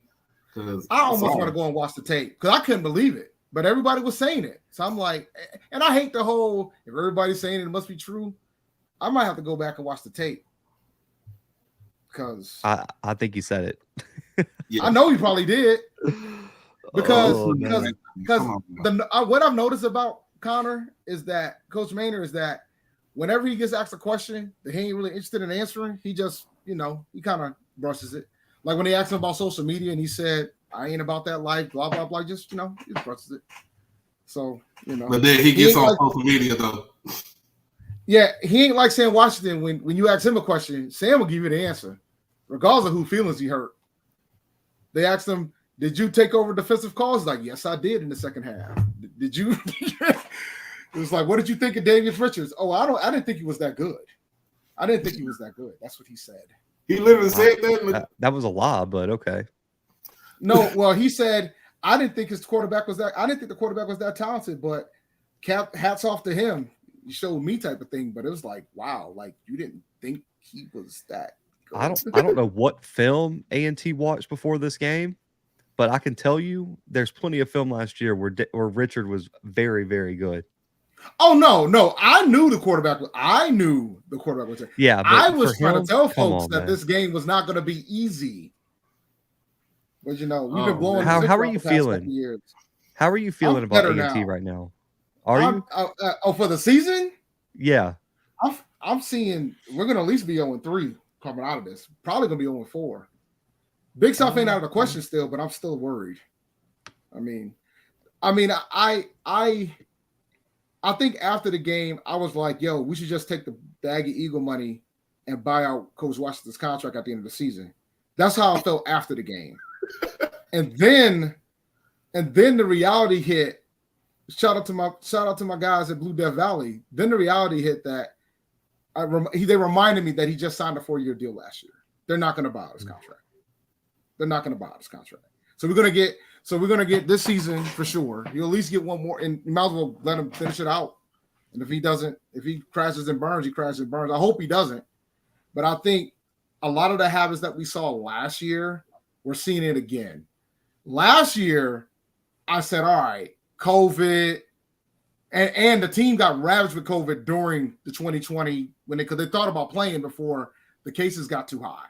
So I was like, COVID, been a minute since they played football. Maybe that's why they came out flat against Furman last season. But then it continued throughout the season with the undisciplinedness, the penalties, and the whole nine. And then this game happens, the penalties, stopping drives, the damn, we couldn't score a touchdown when we were in the red zone. Matter of fact, there was 2 times where we didn't come out with anything, threw a pick and one, couldn't make the fourth down or another. So it was just, we had our opportunities to win the game. And I think, Samaj from Blue Death Valley, Doug, and Craig Turner, they interviewed Lamar Raynard. Lamar Raynard called into the show in the After Dark, Blue Death Valley After Dark. And the biggest thing Lamar Raynard said, he was like, don't beat up on Jaeger because it's not fair to Jaeger. My first game was against a Division II school. His first game was in Bank of America Stadium against North Carolina Central, the biggest rivalry that we have. So it's a little bit different. And he had moments where he did look really good. It's just, they got to put it together. The team didn't play as a unit. Defensive coordinator from Central came from A&T. He knew all our plays. And Sam should have known that. He didn't realize it till the second half. He admitted that too. At least he's honest. He admitted that he realized almost at the end of the first half that they were calling that every single play they had, they knew what they were going to do. So then at second half, he started masking the calls, which was smart by him. But the fact is, you should have known that already, dude. If you respect Chris Cord as much as you do, you should have known that they was going to know everything. Like, it's just the lack of preparation. And now we got to go up to Fargo on Saturday. So we'll see. That's not looking good for y'all. Well, here's the thing too, right? So last year when we played Furman and we were undisciplined, we looked terrible. We actually came into Duke and put up a pretty damn good fight in the first half. So I'm hoping that they fix it and actually look good at the beginning. I don't think we're going to win. I just don't want it to be embarrassing. Yeah. So we'll see. But my biggest thing with that game is, Jaeger was really the only. I mean, I don't know why people would pin that game on Jaeger because he was y'all's only form of offense. None of the running backs. Well, we only ran the ball like 7 or 8 times. I think when we got the block punt, when they blocked the punt, that was it. That was it. That was pretty much the game right there. They got the touchdown off the block punt. That was it there. That was all she wrote there. Because at that point, it forced Jaeger to actually have to win the game. He had to handle it on his own because they abandoned the run at that point. They put it back, put it on his back, put everything on his back. Tried. Nah, I mean, and that's the thing. I like Jaeger, man. I just think, you need some time. I mean, I think it was the right call. Sam Washington did say that they do plan to play multiple quarterbacks against North Dakota State, so we'll see how that goes. But we'll see. Yeah, because I think.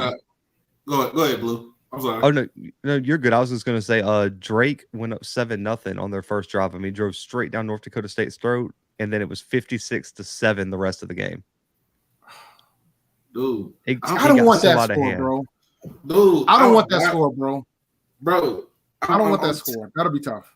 Bro, I'm telling you, I've watched like the week we was talking about like the North Dakota State when you interviewed the AD, and I just started watching North Dakota State highlight, but not even the highlights, just the games all the way through, especially from like last season. And I'm like, dude, this team, I mean, they're talented, but for you to get beat to sleep like 56-7 by them, I don't see how. No, seriously, I don't see how you can a team that methodically runs the ball like that. You know what I'm saying? They run it for like 20, 25, 35 times. And then the quarterback, you know, he basically play action pass, timely passing and stuff like that. And also he can run the ball too. But I'm just saying, like, what is it about North Dakota State that everybody is scared of? Let me tell you something, bro. Because like what I'm looking at, I'm looking at. I mean, like Doc. Listen, bro. This is what it boils down to for me. And I always say this: it comes down to the trenches. They can run it down our throats, down anybody's throat, because of the trenches. They got some big boys. And we got some big boys too. But those big boys are fundamentally sound. They play as a unit. They get folks in the league consistently. Man, but I'm just Trey Lance as a quarterback got drafted in the top 3 in 2021. Think about that for a second. From North Dakota State. So did Carson Wentz. Carson Wentz was the top 3 pick. Carson Wentz did the same thing. So and like they preface their stuff on running the ball, protecting the quarterback, and making the plays when they need to make the plays. And I think the year that Trey Lance got that season, Trey Lance didn't throw a pick. No, he never threw a college pick. Never in college. He never threw an interception. And you talk about a guy that played 17, like a total of 17 games in college, right? Yeah. So that's how many games he played in college at North Dakota State. Three. That man got picked 3 overall, never threw a pick, only played 17 games in college. And I mean, listen to so I'm looking at the roster right now, man. Listen to just this offensive line size. So they have a true freshman, 6'6", 288. He doesn't even play right now. They have a redshirt freshman, 6'3", 280. They have an offensive guard, 6'2", 279. These are all backups. A true freshman, 6'8", 285, doesn't play. 6'4", 304 for their starting offensive guard. Their All-American offensive guard is 6'5", 330. Another true freshman, 6'6", 250. 6'6", 280, another freshman. 6'5", 305, another freshman. Their senior offensive tackle is 6'6", 305. And it just keeps going, dude. Their offensive line is huge. They have their senior center. Their center is 6'5", 300 pounds. Damn. Yeah. It's just different. I mean, 6'8", 311 is their other tackle, by the way. 6'8", 311? Yeah. Mm-hmm. Yeah, they're like the Monstars of FBS, man. FCS. I mean, we got some big boys, but I mean, we got some 300 pounders on the line, but it's they're different, bro. I think A&T did a pretty good job with their strength and conditioning program with the linemen this year, or the offensive linemen in particular. But it ain't North Dakota State status, and it sounds like Sam Washington is going to try to leverage the speed that they have, but I don't know how well that's going to work. We'll see. I think he's going to try to make them move lateral and all the other stuff to try to figure something out. But they got some vicious conditioning at North Dakota State, so we'll see. I'm just saying. I mean, to me, I'm just saying like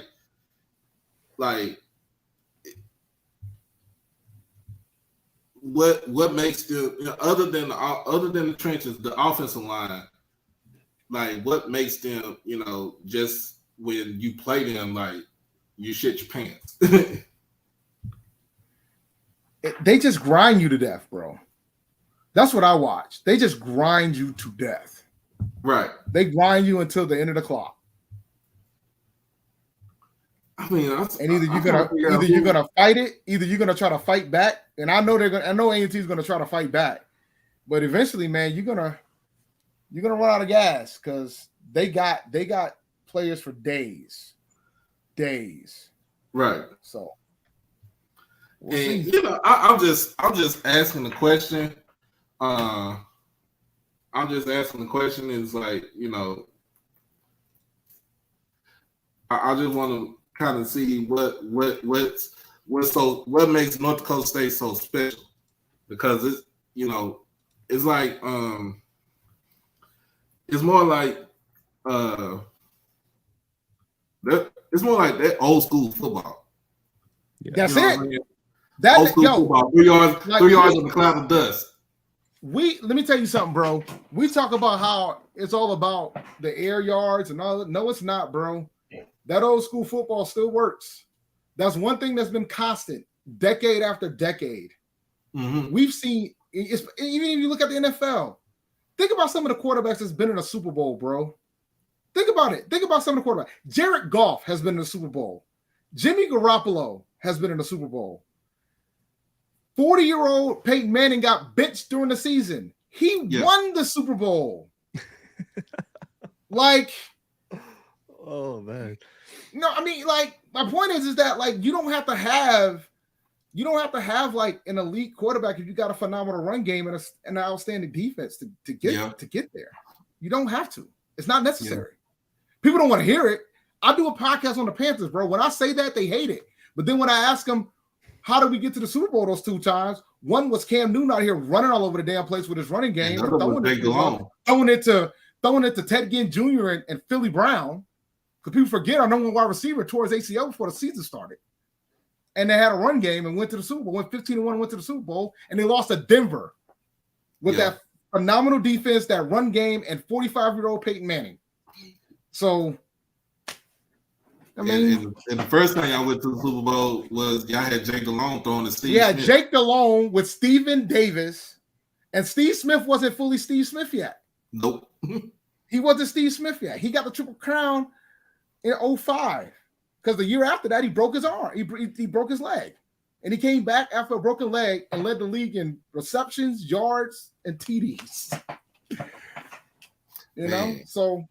But we had a running game. We had Steven Davis and Deshaun Foster, which I got to interview both of them, which was a pretty dope interview. So it was running game and phenomenal defense. We had Julius Peppers.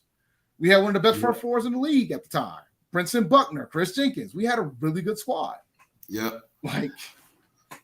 So Blue, what you think about Tennessee State chances against that state for the Harris Classic? Oh God. I'm gonna do my preview, of course, this week, but I'd really, and I've said this since before the season, and I don't think anything changed after week 1. I still think that's the best team on the schedule for Jackson State to give them a run for their money. Mm-hmm. Even better than Campbell? Yes. Really? And the only reason Campbell looked good this week, man. Yes, they did. They did. But the reason I say that now for Tennessee State is I don't know what the complete Campbell defense looks like. They played the Citadel. We don't know what those young DBs are going to look like. They threw the ball maybe 5 times. So I need to see them because Jackson State's not going to run the ball like that. Nah. For Campbell, I'm gonna need to see you play some 1-on-1 against some good wide receivers. And I think, listen, we'll find out everything we need to know about Campbell this weekend. They got to travel to play William and Mary, and William and Mary just put excuse my language, an ass whooping on Charlotte, 41-24. But for me, Tennessee State, Draylon Ellis is a huge, no disrespect to my guy Hickbottom, is a huge upgrade at quarterback, athletically and big play wise. And I really like the read option scheme that Tennessee State showed at times against Eastern Washington. I hope they expand on that. The RPO game and the read option game plays right into Draylon Ellis's hands. And the number one thing is, I think the best running back that Jackson State sees this year is Devin Starling. Yeah. No disrespect to Gary Quarles, no disrespect to Caleb Johnson. Devon Starling is a problem, man. 200 plus yards this weekend and averaged over 8 yards per carry against a solid Eastern Washington defense. I think if Tennessee State can get the run going and they can get Starling to about 100 yards rushing, they're going to be right in this game, because what they can do if they can run the football is they can keep Jackson State on the sidelines, which is not something FAMU could do.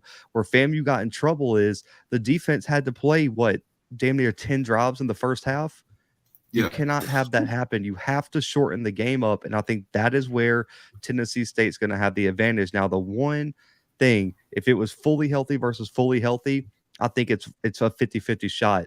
I need to hear, and I'm going to the OVC coaches call, I think it's either tomorrow or Wednesday, who is hurt, because they got banged up late in that game against Eastern Washington. I think it cost them that game. If they're missing a bunch of starters on the O-line and in that front seven, I really worry about the depth and how they match up to Jackson State. Yeah, I'm looking at, like, the receiving room is so deep. It's crazy that for Jackson State, the receiving room is so deep. You had Mark Pope went back into the portal, and Trent, I don't even know where he went to. And in the game, like me and Dave was talking about, Malachi Wyman is still in Jackson. Yeah. He didn't even make the trip. Trevante Worker was third string yesterday. So he didn't even get out on the field. But you had Rico Powers catch a touchdown. Shane Hooks is the red zone threat until Malachi gets back. To me, I feel like he's a red zone threat. Kevin Coleman's going to be a problem because he's coming out of the slot. You got, who was the other receiver that caught a touchdown? I'm thinking.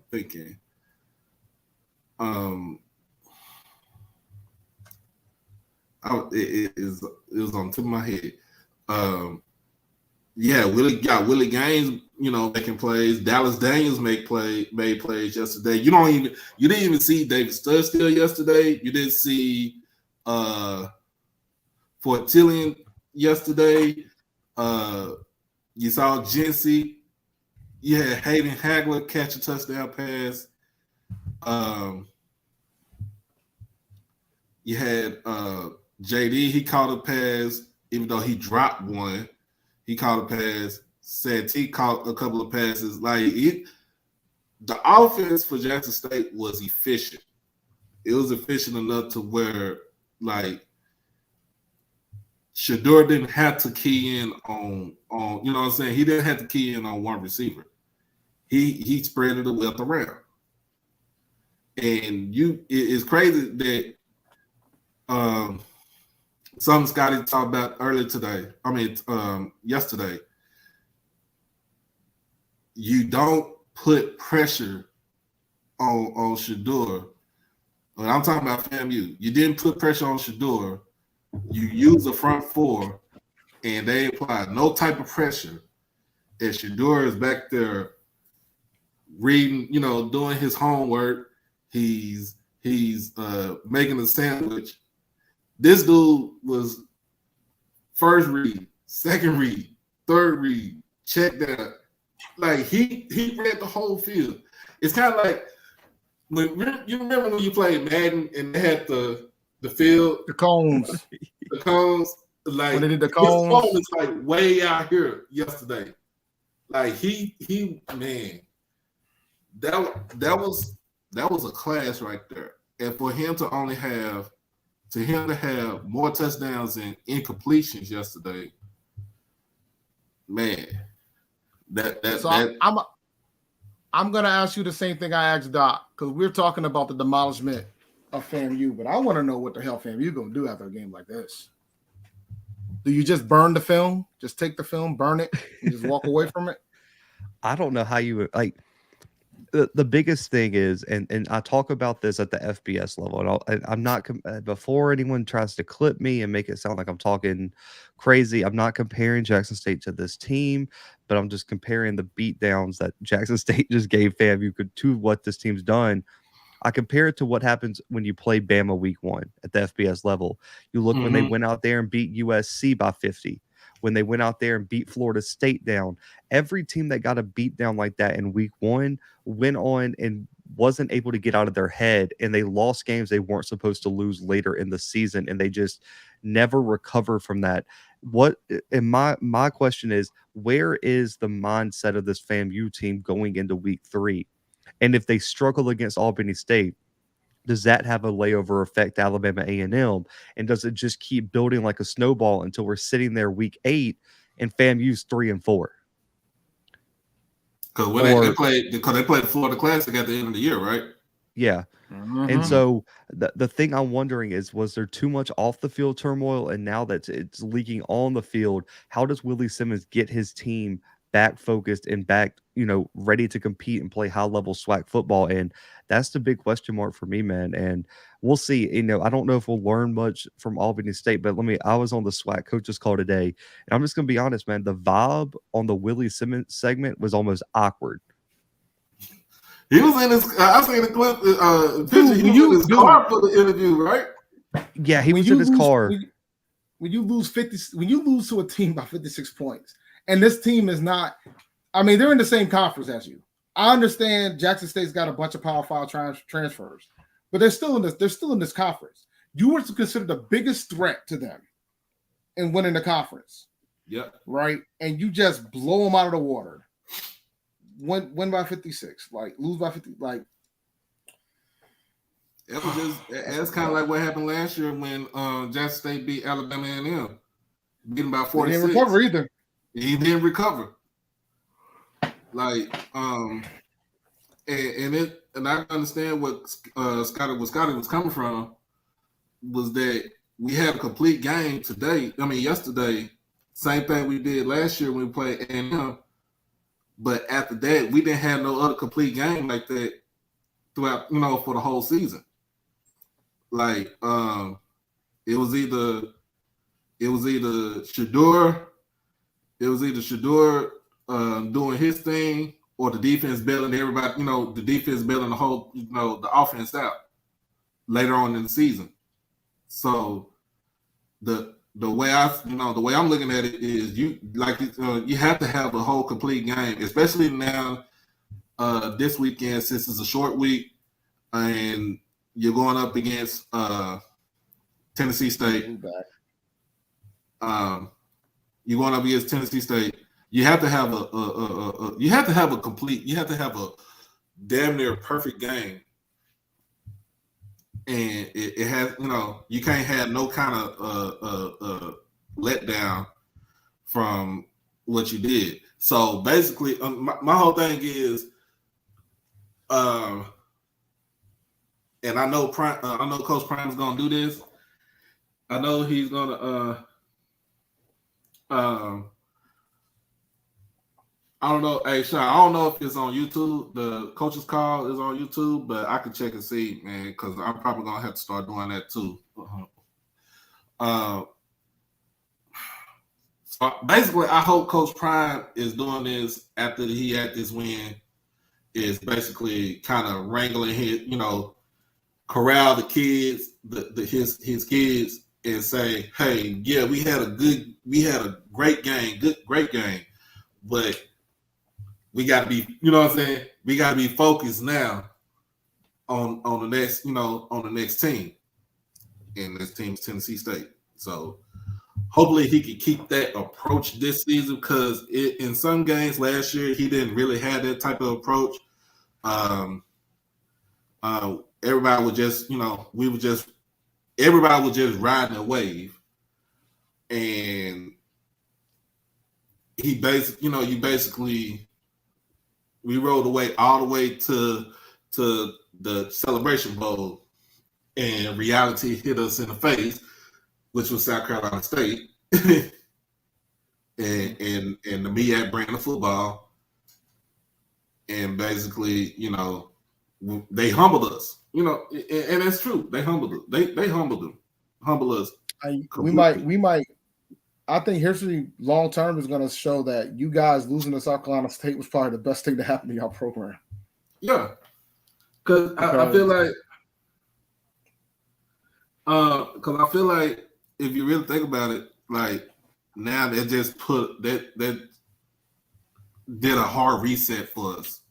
Like we had to reset everything that we did, and we, that's the reason why I feel like he went into the transfer portal and to JUCO and try to get some of these high school players, because he knows, like, hey, one, like I said, my offensive line wasn't shit last year, so it really wasn't. I don't think nobody was on one accord last season, and then two, we got outplayed. It's my boy Sean right here. What up, Sean? What up? Hey man, look, appreciate you having me, bro. Peace, brother David, to you. Like I said, man, enjoying the show. I just dropped the coach's call for week 1. There you go. So what I would recommend, man, is you could play it on your channel.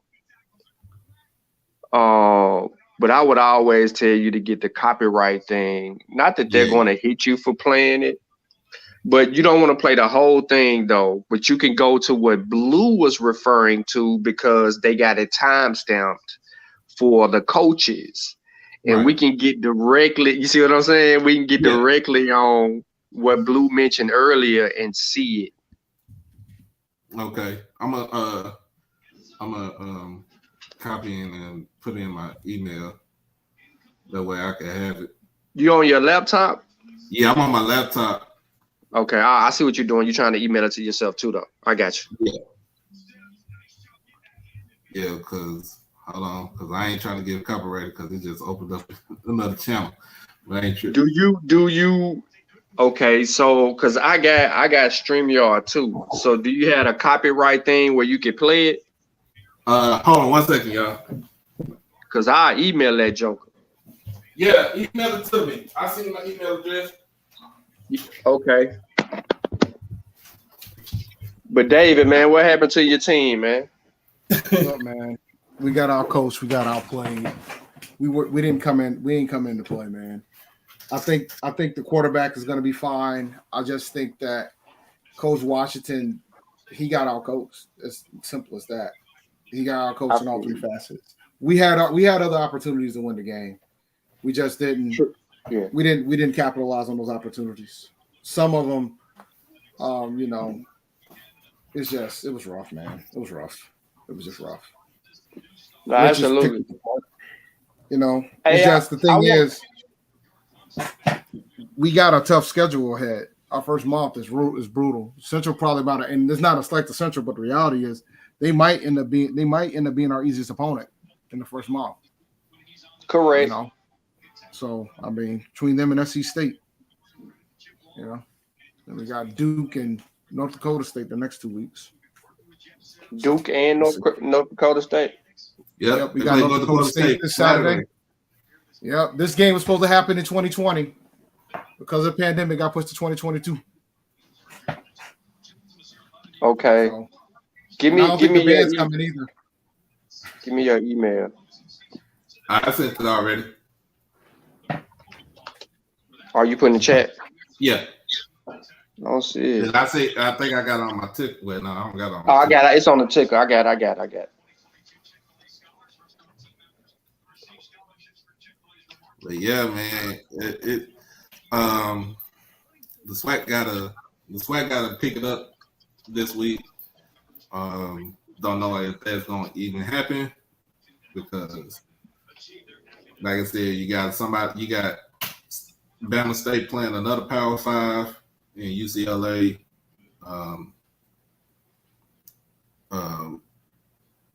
Fam got to play Albany State, and from what I hear, Albany State plays them tough. Will they play them all the time? But Fam is gonna rebound, bro. Like they're gonna rebound after a shellacking like this. For real. After a shellacking like this, they gon' they might take it to Albany State, and then that's going to get the ball rolling for them. But this they have to, because this is bruising. You think about it like this.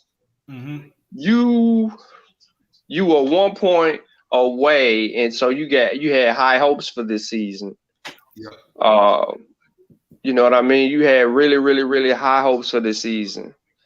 You have the academic issues, which all institutions have there, some more exposed than others, and therefore you don't really get the gist of who has what issues, but you have them. Yeah. Anyway, you play through those things. I'm gonna be honest, man.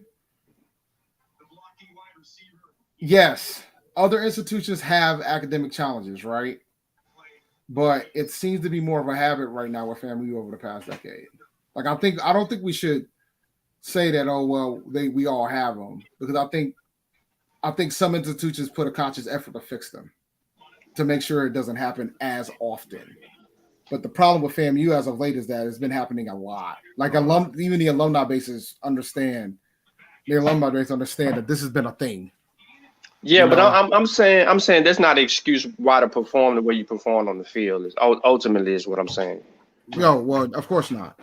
Of course not.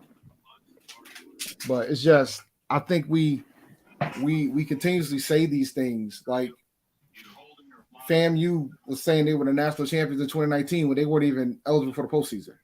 Like, you know what I'm saying? Yeah, they did that last year too. Yeah, they did that last year. Well, no, they were eligible for the postseason last year. Like, if they would have won the SWAT, they could have gone to the Celebration Bowl. Yeah, you know what I'm saying? So, we would have been in the playoffs. Yeah, in 2019, they were not eligible to go to the FCS playoffs, to go to the Celebration Bowl, to win the MEAC.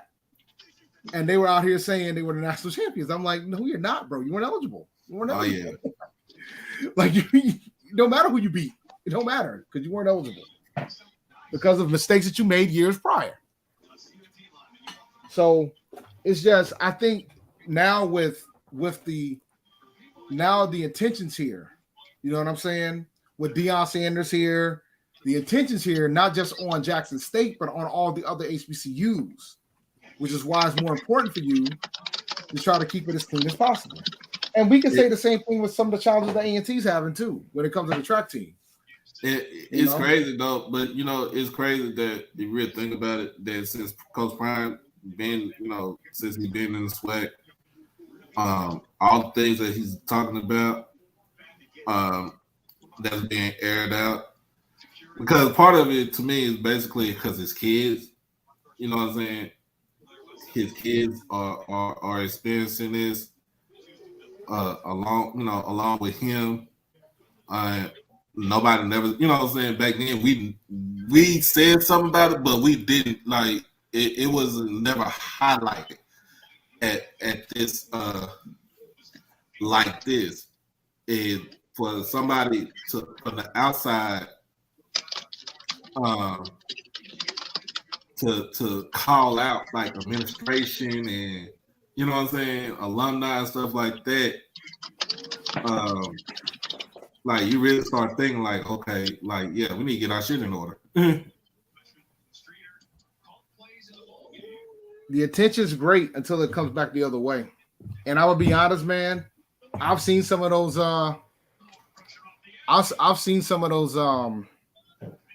pressers that the FAMU president was doing when they had the housing problem and when they had the whole academic ineligibility issues. Yeah, at FAM, he doesn't like that type of attention, bro.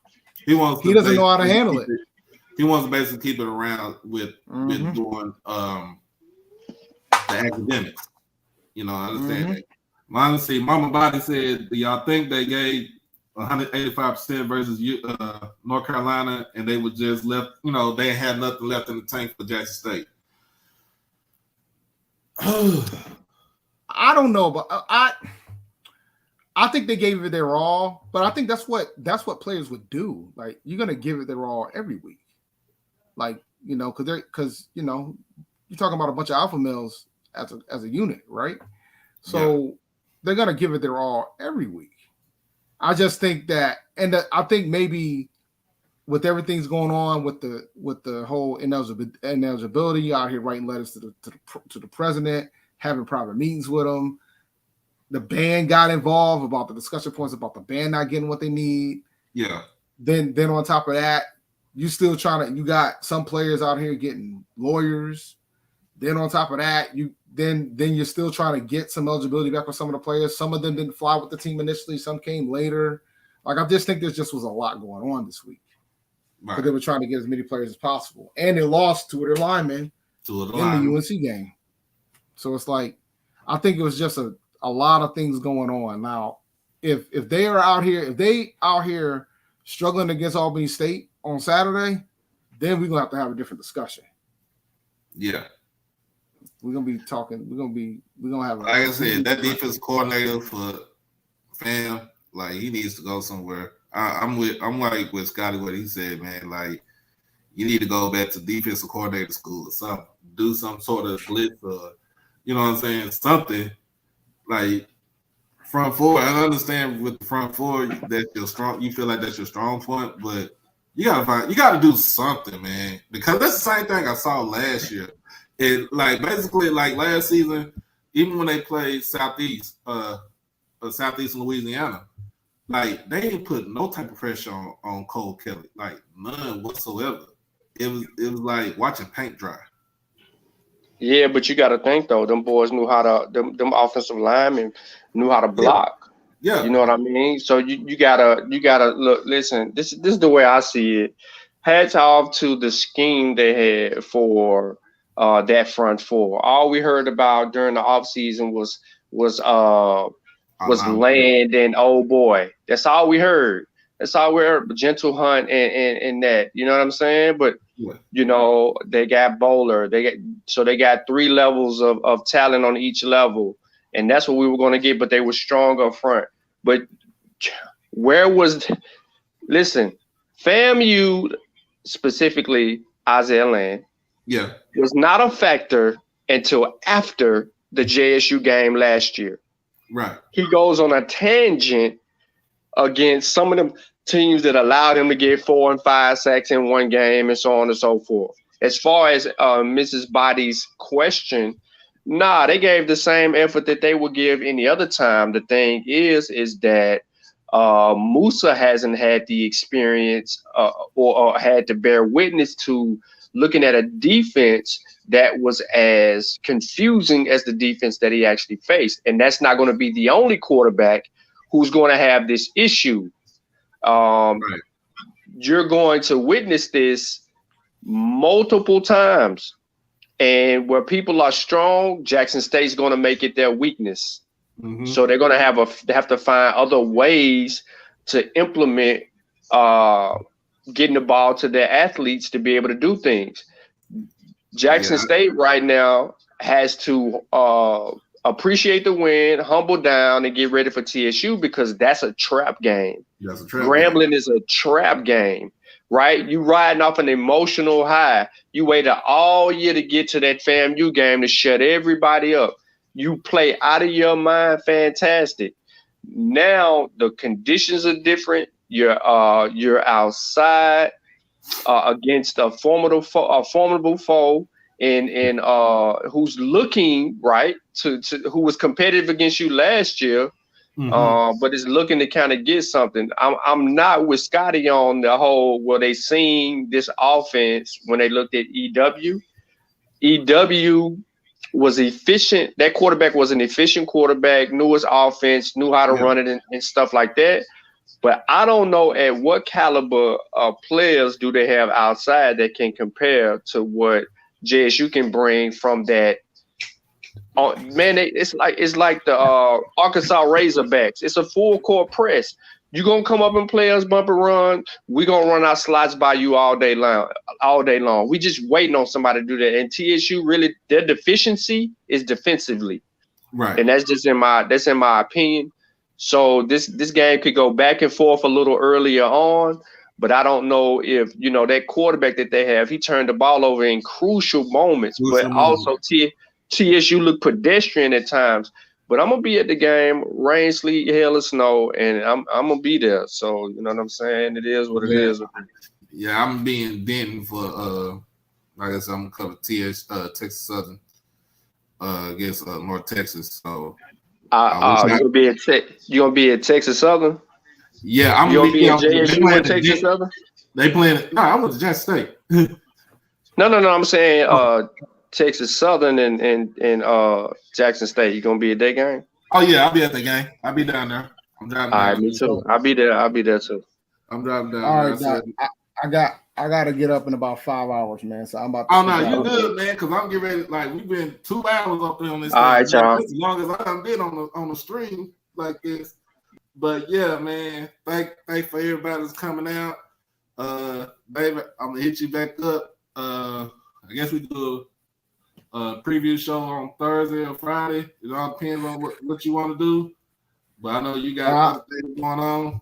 Yeah, man. My NFL season's about to kick off, and it gets crazy. Thursday is the NFL kickoff. Well, no, for me, it's like when the NFL season, like normally my show's every Monday, and then when the NFL season starts up, me and my partner does a show on Monday, then we do a preview show on Wednesday, then I do a fantasy show on Tuesday, I do a Q&A Sunday morning, and then sometimes on Friday it gets crazy once the games start kicking off, man, it gets insane.